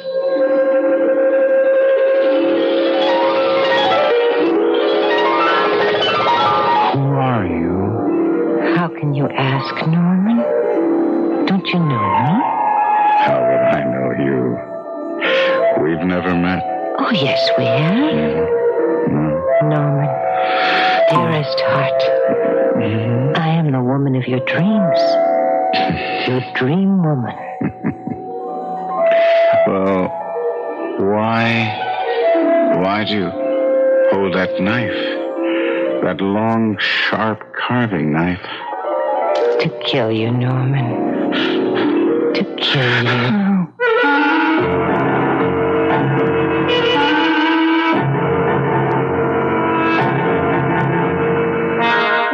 Our mystery drama, The Dream Woman, is based on the classic by Wilkie Collins and was especially adapted for the Mystery Theater by George Lothar and stars Kevin McCarthy.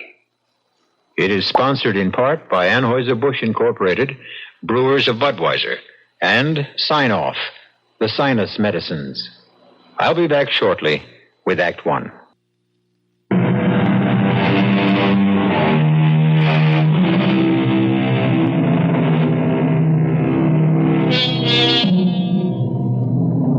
What is a dream? From where does it come? And why? Wiser men than I say that dreams rise like mist out of various levels of the subconscious and the unconscious. But what is the subconscious? What is the unconscious? No one really knows. Oh, there are theories, yes. But no one can say with certainty why we dream. Why, for instance, Norman Meredith dreamed that certain dream. You say you're the woman of my dreams, my dream woman. If that's so, why would you want to kill me with that knife? So you can stay in my world always. Be mine always. No, I don't understand. Only when you are dead, physically dead, can your spirit live, really live. And you come from the spirit world? A spirit world. One of countless spirit worlds. Oh, join me in it now, dearest Norman. Dearest heart. Join me now. No! Yes! No! Yes! No!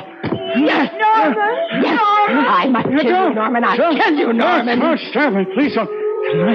Die, Norman. Die, Norman. I can't Die, escape the knife. Norman! Norman, wake up, Norman!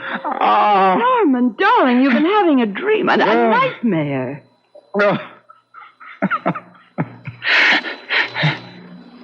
Agnes,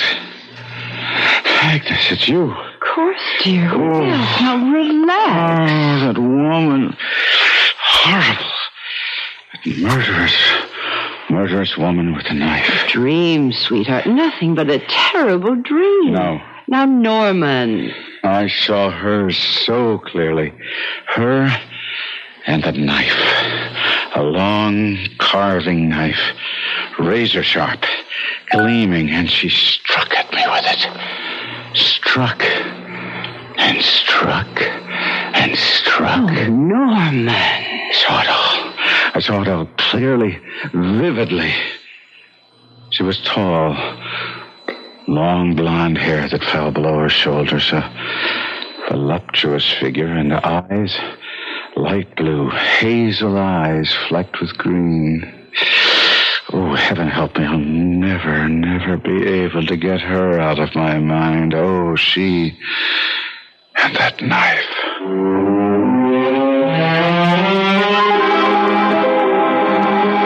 Well, now, Norman, I can tell you this. As a psychiatrist, I have a number of patients who are troubled with nightmares, often with the same recurring nightmare, but they never come true, Norman. And neither will yours. No. What about that feeling? How do you explain that feeling that the woman last night, in that dream last night, seems as real to me today as she did then? That's why, even though I know how terribly busy you are, I had to see you today. She stays there. She won't leave my head. Never too busy to fit an old friend into my schedule, but then... Oh, excuse me. Yes, nurse? Tell Miss Lawrence I won't be more than another 5 minutes. Let's see, where was I? Oh, yes. I was about to say, I'm all but positive you won't have this dream again, Norman. Frankly, I think you've been driving yourself too hard. All right, now what's the meaning of this, Dr. Gerstein? Miss Lawrence. You have kept me waiting more than 20 minutes. I'm sorry, Miss Lawrence. You're sorry. I've got a hairdresser appointment at 3, and you're sorry? Look, Buster, you may be the great psychiatrist, Dr. Arnold Gerstein, but I am Sandy Lawrence, and nobody pushes me around, But okay? nobody's pushing you around, Miss Lawrence. You don't call making me wait 20 minutes pushing me around? No.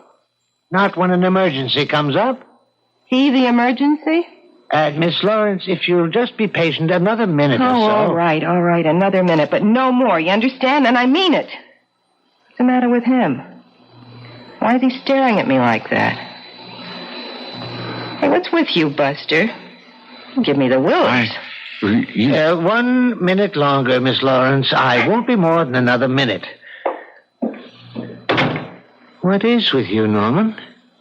You were staring at Miss Lawrence as if she'd shocked you. Who is she, Arnold? Her name is Sandra Lawrence. What does she do? Well, she claims to be an actress, but I don't think that's quite the profession she's in. Why were you staring at her like that? Didn't you notice? Notice what? Tall, sexy, long blonde hair, hazel eyes flecked with green. Oh, yes. She resembles the woman you saw in your dream. No, not resembles, Arnold. She is the woman in my dream.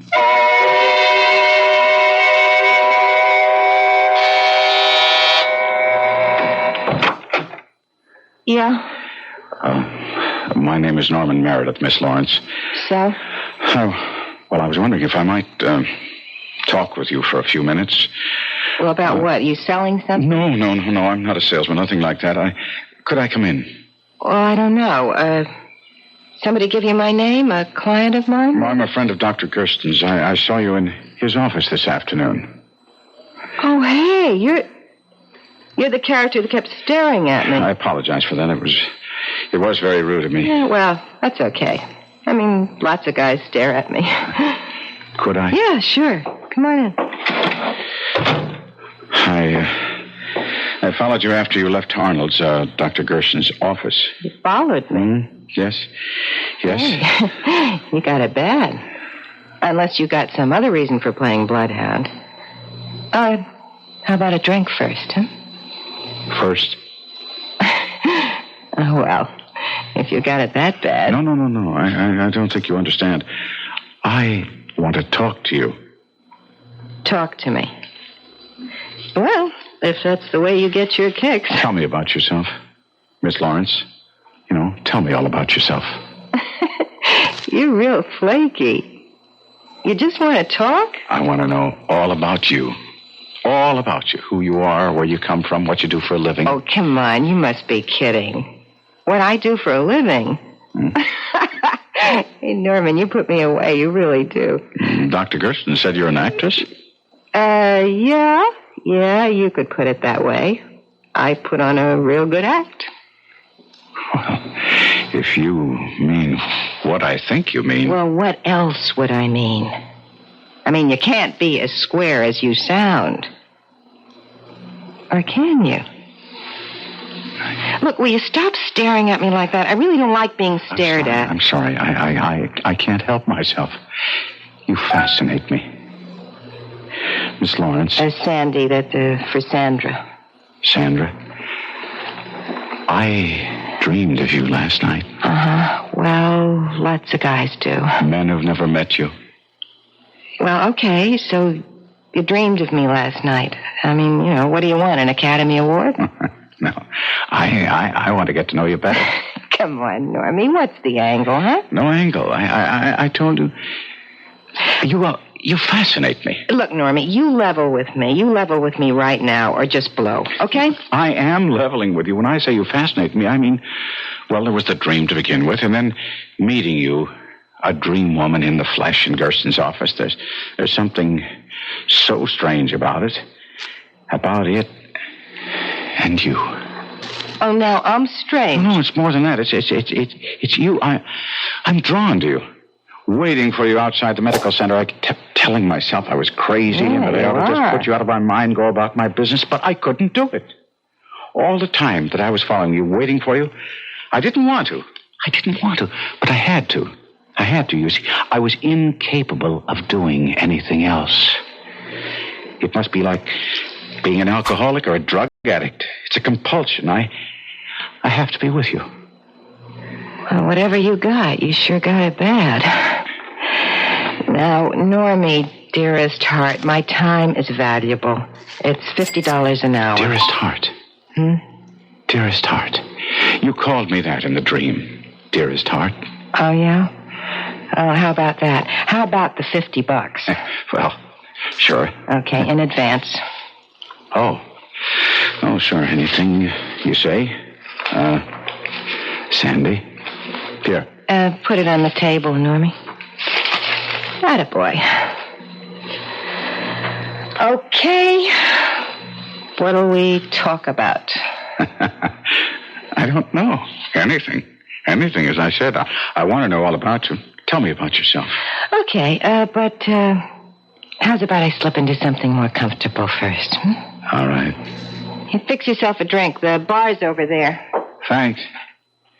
You got any scotch? Yeah, try the shelf under the bar. Okay. Oh. Good Lord. What's the matter? This knife. This carving knife. Where did you get it? How do I know? I had it for years. Oh, you fascinated by knives, too? No, not knives. A knife. This one. Well, I said it before, and I'll say it again, Normie. You put me away. Divorce. You want a divorce, Norman? Yes, Agnes, I do. To marry this tramp? Yes. I can't really believe you're saying this. I can't understand your being fascinated by a woman who resembles the woman you saw in your dream. She is the woman in my dream. I'm in love with her, Agnes. In love? With the kind of woman you tell me she is? Norman, in love? Hopelessly, helplessly, compulsively. I'm gripped by something out of my control. I've tried to fight it, to free myself of it, and I can't. Agnes, I can't. But my darling, you've got to. I love you.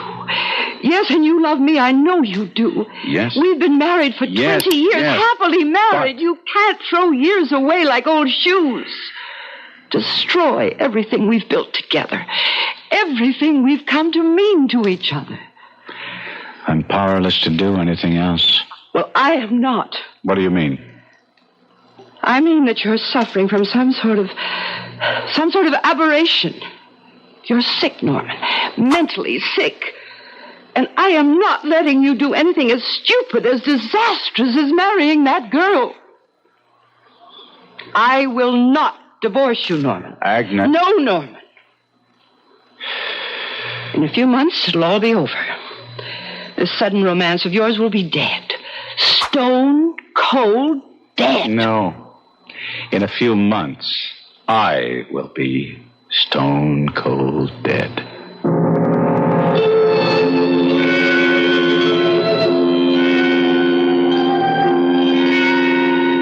There are, we are told, dreams of precognition, dreams which foretell events that will happen in the future. There are, in fact, many such cases on record. Explain them? I can't. The truth is, no one can. Not even Norman Meredith. I'll be back shortly with Act 2.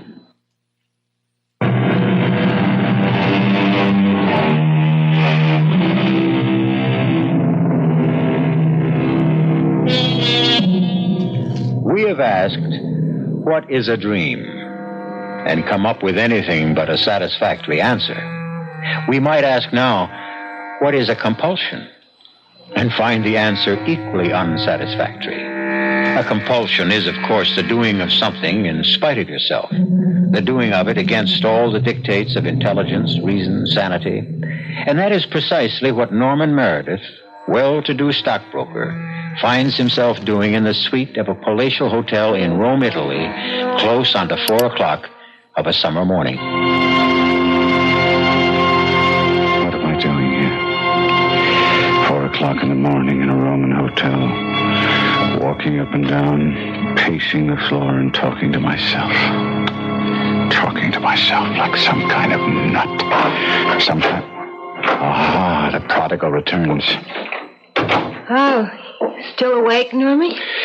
That's right. I haven't been to sleep. Where have you been, Sandy? And that package. What's that package? Oh, a little item I picked up in the flea market around 2 this a.m. Flea markets aren't open at 2 in the morning. Well, they are if you know the right people. Huh? And what creeping things have you been running all over Rome with this time?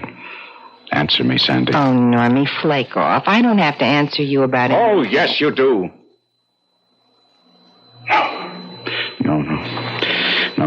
No, you don't. I have no hold on you. We're not married. You'd still have no hold on me, married or not. True enough, I guess. True enough. So anytime you want out, Normie, you just say so. Anytime you've had enough of me. Oh, I'll never have enough of you, and you know it, damn you. You know it. How do you know it, Sandy? Normie, come on. We're not going to hash that all over again, are we? Not at 4 o'clock in the morning. I'm dead beat. Look, I'm going to go to bed. You? No. I'm not sleeping. When are you ever? You know something, Normie? I don't think you sleep more than an hour or two in 24. What are you, an insomniac or something? Are you afraid of the dream? The dream? Yeah, the one you had about me. No. Oh, I'm not afraid. Why should I be? I don't know, except you never told me what it was. And you're scared to death. Oh, of what? Of what, for Pete's sake? Me. You? Would I be here in Rome with you if I was scared of you? Would I have taken you all over Europe these past few weeks if I was scared of you? Oh, not me. Not scared of me in the flesh, me in the dream. Come on, Normie, what happened in the dream? What did I do? Go to bed, Sandy. Okay. But that must have been some dream. Oh, hey! Let me show you what I picked up in the flea market. I'm not interested in flea market junk, Sandy. This isn't junk. It's got some kind of royal crest on the handle, and Milo said, he's the one of the guys I was with, he knows steel, and he said the steel in this knife was the best Toledo money could buy. Hey, Norman, what's the matter? You're white as a corpse. Why? Why did you buy that knife? I saw it. I liked it. Why? Why did you like it? What's wrong with me wanting a carving knife? Everything. There's everything wrong with you wanting a knife, a carving knife. What do you need with one? Do you cook? No. Are you even ever in the kitchen? No. So what do you want with a carving knife? You want to know the truth? I've been sort of thinking of taking up cooking, maybe, okay? You? You learn to cook? You can't boil water. All right, Normie, you don't have to rub it in. Look, I just thought... You're really a nice guy. You're square, but you're nice. And I know I've been giving you a hard time. I mean, I'm out on the town all hours of the night living it up, and Well, we'll be leaving for Paris tomorrow, and they've got a real out-of-sight cooking school there, and I thought if I could just make things up to you... what do you care? I care a lot. If you're saying that you're thinking of maybe settling down, of acting like a wife when we're married, that is, and don't worry, Agnes will give me a divorce. Well, if that's what you've got in mind, I care. Is that what you're thinking? I guess so. Yeah, I guess that's it. What else would have made me decide to learn to cook? What else would have made me buy this knife? Sandy, will you snap it up? We've got less than 40 minutes to make the plane to Paris. I'm trying to find that knife. Knife? What knife? The carving knife, the one I picked up last night at the flea market. I left it right here on the table when I went to bed, and now it's gone. Forget it. I'll get you another. It's got to be here somewhere. You didn't take it, did you? Me. What would I want with a carving knife? You're the one who's going to take the cooking lessons. Well, if you didn't take it, where could it have got to? I don't know, and I don't care. Now, come on, or we'll miss that plane. The usual, Arnold? Huh? Oh, yes, thanks, Agnes. Scotch and water. Easy on the scotch. Right. Arnold, you're a psychiatrist. What's wrong with Norman? What's happened to him? Why is he so fascinated by this cheap, common tramp? I can't answer that. No doctor could. Without at least months of investigation, of talks with Norman, of treatments. But you must have some theory. I don't. Some things that happen in this world are beyond us, beyond our understanding. Now consider, Norman had a dream in which a woman tried to stab him to death. The next day, he meets in the flesh the self-same woman of that dream. So he said. Norman is no fool, Agnes. He meets this woman who tried to kill him in his dream, and is irresistibly drawn to her. Now, is Norman mad? He is not. What, then, is the answer to all this?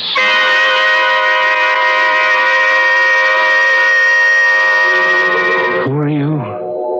How can you ask, Norman? Don't you know me? How would I know you? We've never met. Oh, yes, we have. Norman, dearest heart, I am the woman of your dreams. Your dream woman. Why do you hold that knife, that long, sharp carving knife? To kill you, Norman. To kill you. Oh, why would you want to kill me with that knife? So you can stay in my world always. Be mine always. I don't understand. Oh, dearest heart, join me. Now! No! Yes! No! Yes! No! Yes! Don't... Yes! Don't stab the knife. Die, Norman! I can't die. escape the knife! Die! No! You die. There. I've got the knife away from you. Now, you die! Norman! Norman, stop it! Die. Stop it! Die, damn it. Norman, you're crazy. You're going crazy. Norman! What? Sandy. What are you, on acid or something? You're having a bad trip. Oh, no, you know better than to ask. Where am I? What happened? We're in Paris. We're in Paris, France. We've been here for a week. It's 2:30 in the morning, and you've been having a nightmare, and boy, you nearly killed me. Oh, no. Oh, no. yeah, look at me. You've ripped my gown. Gown? I'm in pajamas. You're wearing a gown? I just got in. Came into the bedroom, and there you were moaning and tossing. I tried to wake you up, and you attacked me. You grabbed me. You kept trying to... Look like you were trying to stab me. You said you'd be home early. You said you wanted to be rested, fresh for tomorrow's ceremony at the Cordon Rouge cooking school. Yeah, well, the people I was with, they decided to make a night of it, you know? In fact, they're still at it. Me, I broke away, so you see, I am home early, Normie. And stop calling me that. I've asked you a dozen times. Stop calling me Normie. I'm sorry. Honest, I am. Norman, I I don't know what it is with me. I mean, I try. I really try to be the way you want me to be, but I don't know what it is. And it's funny because at first I didn't care what you thought, how you felt, but being with you all these weeks, you're really smooth, Norman. You really are. And I'd like to be more than I am for your sake, but there's just something in me. I just can't control it. You too. What do you mean, me too? Oh, you can't help yourself. I can't help myself. We're in the same boat, Sandy, and I have the feeling it's just begun to sink.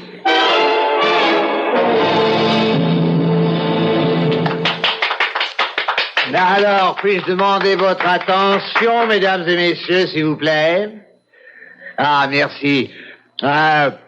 Today, as the maître of this particular class in cooking here at Le Cordon Rouge, it is, as you know, my pleasure to award prizes to the 3 best students.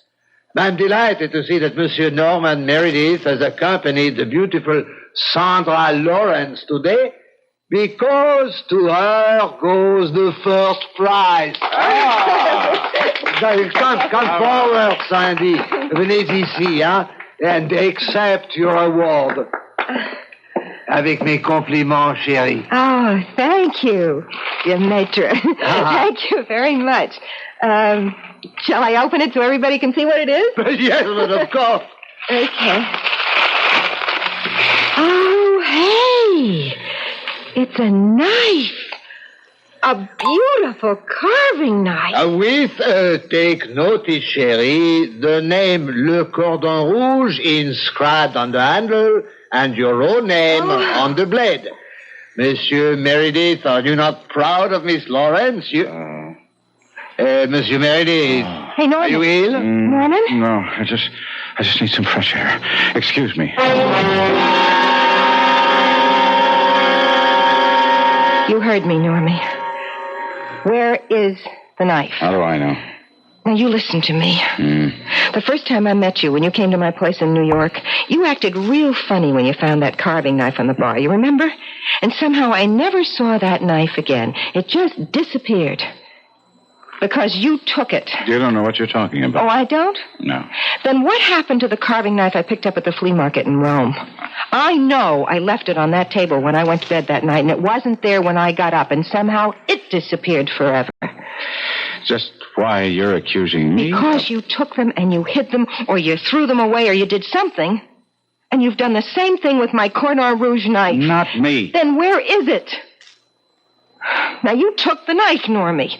You've taken them all. I don't care about the other 2. But this one, it means something to me. So you won first prize in a cooking class. What's the big deal? You can say that to me?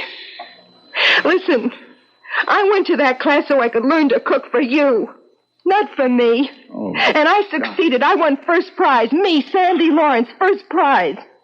I don't care about the knife. I care about what it stands for. And it stands for the fact that I'm falling in love with you, Norman. Oh, Sandy. Sandy, baby. Don't Sandy, baby, me. I want my knife. Now, where is it? What have you done with it? I threw it away, Sandy. Where? In the river, in the Seine. Then it's gone. I'm afraid so, honey. Norman, how could you do this? Why did you do it? Well. Why? Oh, well, I guess you might as well know, but because of the dream. What, the dream about me? Yes.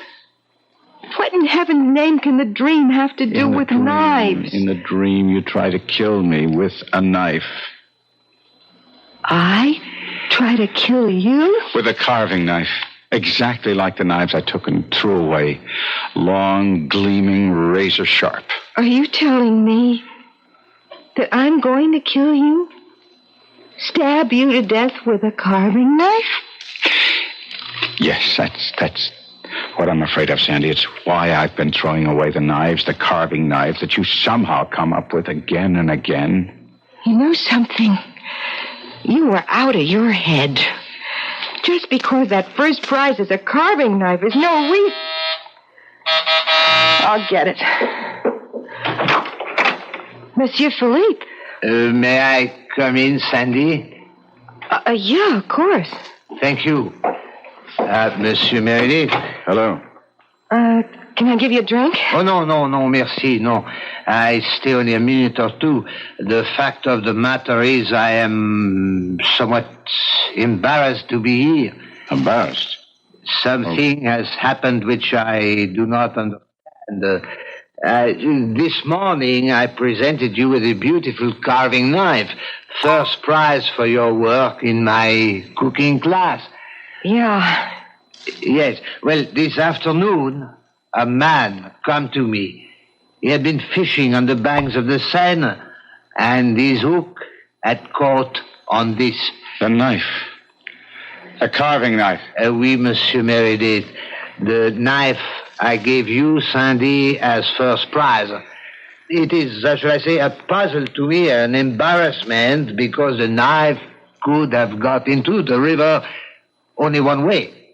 It must have been thrown there, and, well, alors, what I'm trying to say is if you do not want the knife... No! Hey, Monsieur Meredith, he has fainted. Yeah. Is it something with knives? When I gave it to you this morning, he turned white, looked sick. And now, do knives bother him and so? They what? They kill him, Monsieur Philippe. They kill him.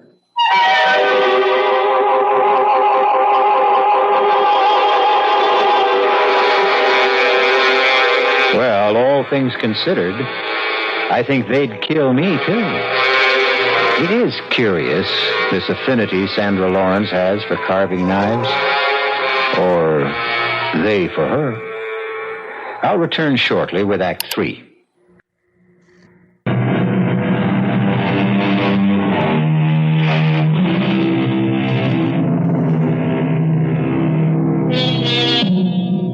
Can dreams come true? Do they ever? If they do, is Norman Meredith fated to be stabbed to death by the woman who haunts his dreams? The woman he finds irresistible in real life? Sandy, Yes, Norman. tell me where it is. Well, what is? You know what? The knife. Norman, we said we wouldn't talk about it anymore, remember? I remember you said we wouldn't. When I came into that hotel room in Paris and asked you what you'd done with the knife, you said we wouldn't talk about it anymore. Not me. I threw it away. You're a liar. Norman. You wouldn't have thrown it away. It meant too much to you. You've hidden it. All right. I hid it. Get it. What, so you can throw it away? No. Listen to me. No, Norman, you listen to me for once. I'm listening. Now, the first time we met, I was... Well, not what I am now. I was kind of tough. I was kind of coarse. Kind of person I don't want to be anymore because you showed me another kind of life. Where's the knife? Listen to me, please. Norman, I'm trying real hard to be the kind of woman who'd be worthy of you, you know? The kind of woman you could really love. The kind of woman you'd marry. We'll talk about all this later. Right now, I want that knife. Norman, forget the knife. Sandy, you get me that knife. Wherever you hid it, get it and give it to me, or so help me out. All right. Here. You want it? Take it. You threw it at me. Another inch and it would have... You wanted it, Norman. You got it. Pick it up. I'll pick it up. Well, pick it up, all right. I'll pick it up. That's the last you'll ever see of it. Plenty of others. There's no trick buying a carving knife. You'll buy no knives. I'm going to get rid of this, and it's the last carving knife we'll ever see in this house. We'll see about that. I'm telling you... I'm telling you. Nothing. You're telling me nothing. Norman! No! Nothing. Oh, what have I done? I don't understand. I killed her. I stabbed her to death. It doesn't make sense. It doesn't make sense.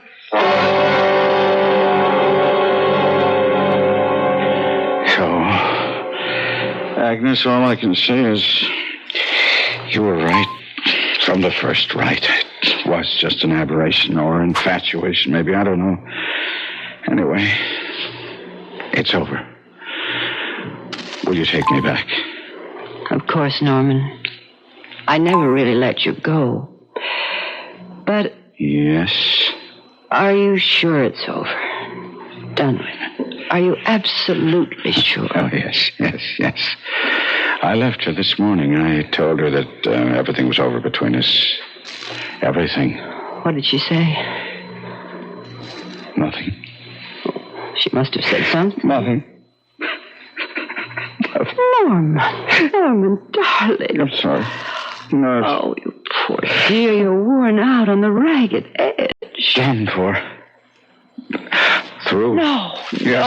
Yes, I ruined our marriage. My business. Now, that's nonsense. Never. Our marriage is... Never be the same. You know it won't, Agnes. Oh, I did. Leaving you, running off with her. Well, you were caught up in something beyond your control. Too powerful for you to handle. But it's over now. Put it behind you. Begin again. I can't. But it isn't the end for us, Norman. It is for her. What?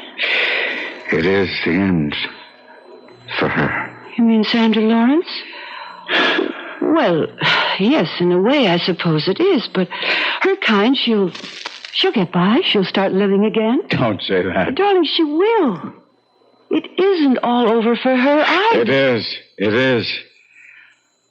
I killed her, Agnes. What kind of nonsense are you talking? Norman, we're not going to talk anymore, not now.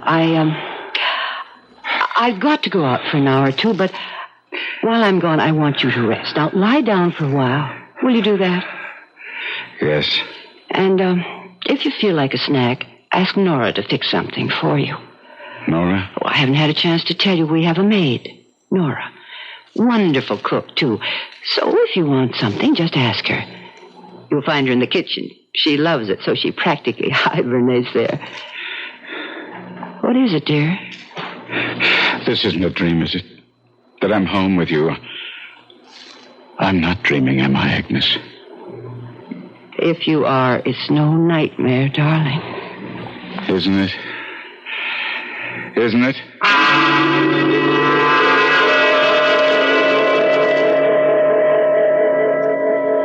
I'm afraid I told a little lie, Arnold. I just said I had to go out for an hour or so, but... Of course, I came straight here to see you. I'm glad you did, Agnes. I'm as worried about Norman as you are. He talked about Sandra Lawrence as if he had killed her. I mean, really killed her. When, of course, what he meant was that he felt that he'd ended her happiness, ruined her future. Excuse me, my nurse. Yes? Captain who? The police. Oh, yes. Put him through. Yes, Captain, this is Dr. Gerstein. Yes? Well, she was a patient of mine. What's that? Stabbed to death? Oh, good heavens, Yes, of course. I'll answer any questions you may have. No, not at all. Goodbye. Agnes, you said you left Norman at home? Yes. We'd better go there at once. Why? Arnold, what is it? That was the police. Sandra Lawrence was found this afternoon in her apartment, stabbed to death. Oh. Norman was telling the truth. He did kill her? It seems likely, Agnes. All too likely.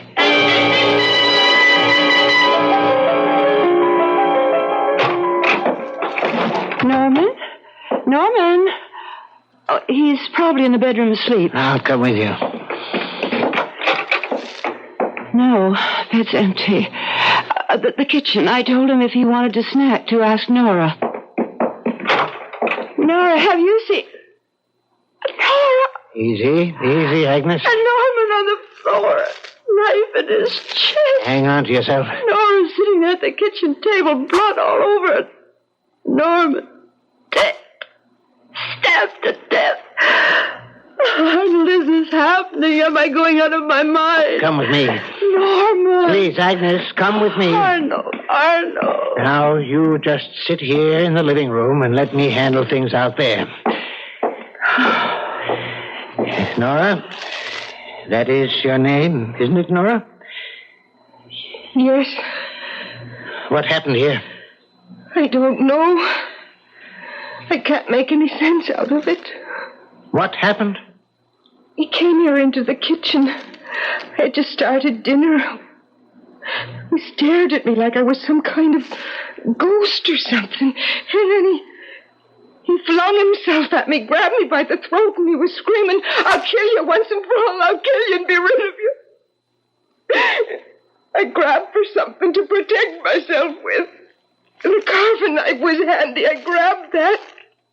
And the next thing I knew, he was there on the floor with a knife in his chest. Dead. I killed him. But he would have killed me if I hadn't. Why? Why would he have killed you? Agnes, go back into the living room. Leave this to me. I want to know. My husband didn't even know you, Nora. Why would he have wanted to kill you? I don't understand. I do. Or do I? What do you mean? When did you hire Nora? Yesterday morning. According to the police, that's about the time Sandra Lawrence was murdered. Well, what of it? What in heaven's name has that to do with Nora? Look at her, Agnes. Take a good look. Tall, hazel eyes with flecks of green. Long blonde hair. You never met her, but I can tell you, Nora is the image to the life of Sandra Lawrence.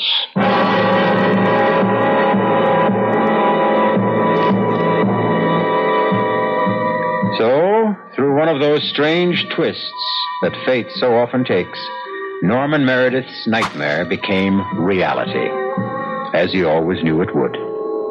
I'll be back shortly.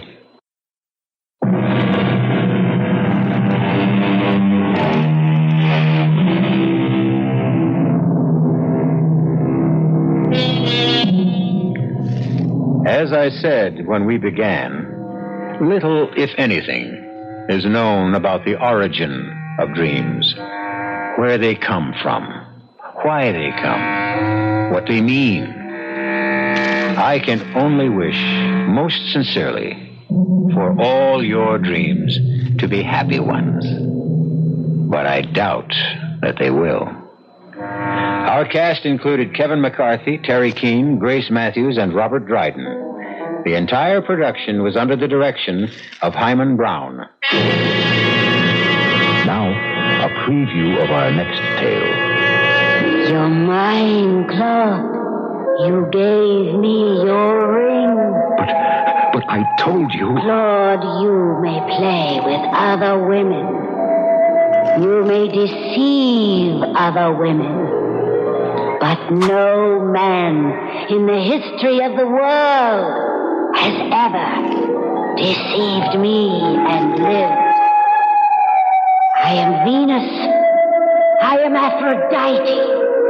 But I only... Hundreds, thousands, numberless races of men on this planet have worshipped me under numberless names.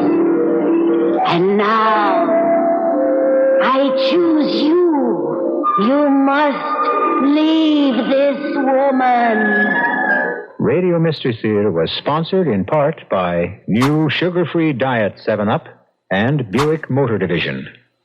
This is E.G. Marshall inviting you to return to our Mystery Theater for another adventure in the macabre. Until next time, pleasant dreams.